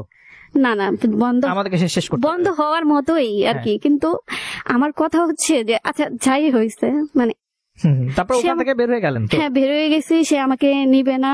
এখন আমার বাধ্য হয়ে ফ্যামিলিকে জানাইতে না, আমি বাধ্য হয়ে আমি কি করলাম, আমার একটা ফ্রেন্ড রে নিয়ে আমি থানায় চলে গেলাম। থানায় জানাইছেন? হ্যাঁ, ধমক দেওয়ার জন্য, অন্য কিছুর জন্য। তারপর কি হলো? তারপর 2 ফ্যামিলি আনলো, আনার পরে ওর মা বললো আচ্ছা আমি দুমদাম করে নিব। বিয়ের কিন্তু প্রমাণ নেই, অস্বীকার করছে। দেন পুলিশ বলছে যে তাহলে তো 1 বছর এটা অন্য কিছু হয়েছে, আপনার অন্য কিছু হয়েছে, অন্য মামলা খেয়ে যাবে। তো বয়ের ছোট বলছে আচ্ছা বিয়ে হয়েছে, কিন্তু বিয়ের কাগজ আদৌ আমি পাই নাই। আচ্ছা তারপর কি হলো? তারপর ওর মা বলছে যে আচ্ছা ধুমধাম করে নিয়ে আসবো, না তাহলে ওদিনই তো ওর আটকে রাখে, তো ধুমধাম করে নিয়ে আসবো বলে, এটা হচ্ছে ওর মার আরেকটা প্ল্যান। তারপরে উনি তো সব আগে থেকেই জানতো। আপনার জায়গা থেকে আপনি বড় বড় ভুল করেছেন। হ্যাঁ, এটা আমি রিয়েলাইজ করেছি যে আমি ভুল করেছি, অনেক। আপনি ভুল করেছেন। এবার আসুন যে এই যে আপনি তো একা না, এরকম আপনার মতো অনেক মানুষ আছে যাদের জন্য আজকে আপনি এখানে আসছেন। আপনি মূলত আপনার জীবনে যা হয়ে গেছে তা হয়েই গেছে, আপনি আসছেন আপনার মতো, আপনার বয়সী কিংবা আপনার চাইতে ছোট যে মেয়েগুলো স্কুল ফাঁকি দিয়ে একটা বয়ফ্রেন্ডের সাথে ঘুরতে চলে যাচ্ছে, কিংবা যেই মেয়েটা একটা শোরুমে কাজ করে সে পাশের ওই আরেকটা শোরুমের ছেলের সাথে কিংবা ওই শোরুমের বসের সাথে ঘুরতে চলে যাচ্ছে, কিংবা যে যেই পেশায় আছে সেখান থেকে সে যখন কোনো একটা প্ররোচনায় প্ররোচিত হয়ে এই ধরনের ভুল ডিসিশন নিচ্ছে, তাই তো? তাদের জন্য এখানে আসছেন। জি। আপনার কি মনে হয়, এখন আপনি আমাকে বলেন, মানুষ কোন সময় এই ধরনের ডিসিশন নেয়? আপনি আপনার জীবন থেকে কি শিক্ষা নিয়েছেন, যে এই যে একটা মেয়ে যে সে কিছু না শুনে না বুঝে একটা ছেলের সাথে প্রেমে জড়ায় যাচ্ছে, কিংবা একটা ছেলে খুব ইমোশনাল কিছু কথাবার্তা বলতেছে, সেটা আপনি বলছেন যে আপনার এই বয়ফ্রেন্ড আপনাকে বলছিল যে তার বাবা তার মা তাকে অনেক কষ্ট করে বড় করছে, সে তার কারো কোনো কেয়ার পায় নাই, যে কারণে সে ভালোবাসার কাঙাল, আপনাকে তার প্রয়োজন, এগুলোই তো বলেছিল? হ্যাঁ, এগুলাই বলেছিল। আর ওই মুহূর্তে আমারও এটাই মনে হয়েছিল যে আমাকেও কেউ ভালোবাসে না, আমারও একটা ভালোবাসার মানুষ দরকার, ওকে, কেয়ার করার দরকার। তো আপনি আপনার জীবন থেকে যেটা শিখলেন, আপনি এখন মনে করেন যে সব মেয়েরা আপনাকে শুনতেছে, আপনি তাদেরকে কি বলবেন?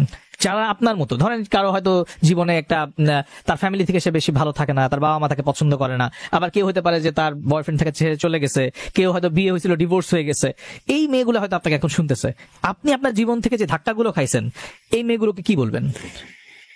এই মেয়েদেরকে শুধু এটাই বলবো যে জীবনে যাই হয়ে যাক, মা বাবার থেকে আসলে কেউ আপন হয় না। মানে হয়তো ক্ষণিকের জন্য বাপ মাও বুঝে না, কারণ কেন বুঝে না, আমরা মনে কষ্ট দিয়ে দেখেই তো বুঝে না। তো মানে এইসব ভুল যেন কোনো মেয়েই না করে, যে যার মানে ডিভোর্স হয়ে গেছে বা হচ্ছে বয়ফ্রেন্ড ছেড়ে চলে গেছে, এরা যেন কখনোই এগুলো না করে, অন্য কোনো পথ বেছে নেক, নিজেকে বিজি রাখুক, জব করুক, জব না করুক। মানে এখন অনলাইনেও অনেক কিছু হচ্ছে, মানে বাসায় অনেক কিছু করা যাচ্ছে, এগুলো করে নিজেকে বিজি রাখুক। কিন্তু কাউরে পাওয়ার আশা বা কাউরে নিয়ে হ্যাপি, বাপ মা ছাড়া পৃথিবীতে কেউ নাই, বাপ মা ভাই বোন ছাড়া আসলে কেউ নাই, লাস্টে কেউই থাকে না, কেউই ভালো রাখতে পারে না। তো সব মেয়েদের, মানে আমার মতো যাদের মন মানসিকতা বা একটু বিশ্বাস বেশি মানুষের করে, তাদেরকে আমি একদম হাত জোর করে অনুরোধ করবো যে এরকম যেন আমার মতো কোনো ভুল ডিসিশন না নেয়, সবসময় বাপ মার কথা যেন শুনে, বড় ভাই বোন যারা থাকবে তাদের কথা যেন শুনে। আর হচ্ছে আমি আজকে এখানে আসছি যে আমার মনে হচ্ছে যে আমি শুধু ঠকি নাই, আমি না শুধু, যারা ঠকছে তারা শুধু ঠকে নাই, মানে অনেক বড় একটা চক্রের মধ্যে পড়ে গেছে। যদি মানে এটা নিয়ে যদি সরকার বা কেউ যদি একটু মাথা ঘামায়, তো এই ব্যাপারটা নিয়ে আমি না শুধু, আরো অনেক মেয়ে বের হবে, অনেক মেয়ে আছে এরকম। আমার মনে হচ্ছে যে অনেকেই এরকম ফাইসা আছে। আমার জানা মতে আরো 2টা মেয়ে আছে, আমরা তো 3 জন হয়েই গেলাম, আরো 2টা মেয়ে আছে, আমি তাদের খবর এখনো জানি না। আর ওরা এমন মেয়ে বাছাই করে, বিবাহিত দুর্বল ফ্যামিলি, এরকম মেয়েই বাছাই করে। ওরা এই যে আমি যাদের কথা বললাম যে আমার হাজবেন্ড, ওরই একটা বন্ধু এখন বিয়ে করছে, কিছুদিন আগে বিয়ে করছে, ওই মেয়েটাও বিবাহিত, ওকে বিয়ে করছে, কিন্তু আমি জানি না ওর অবস্থা এখন কেমন আছে।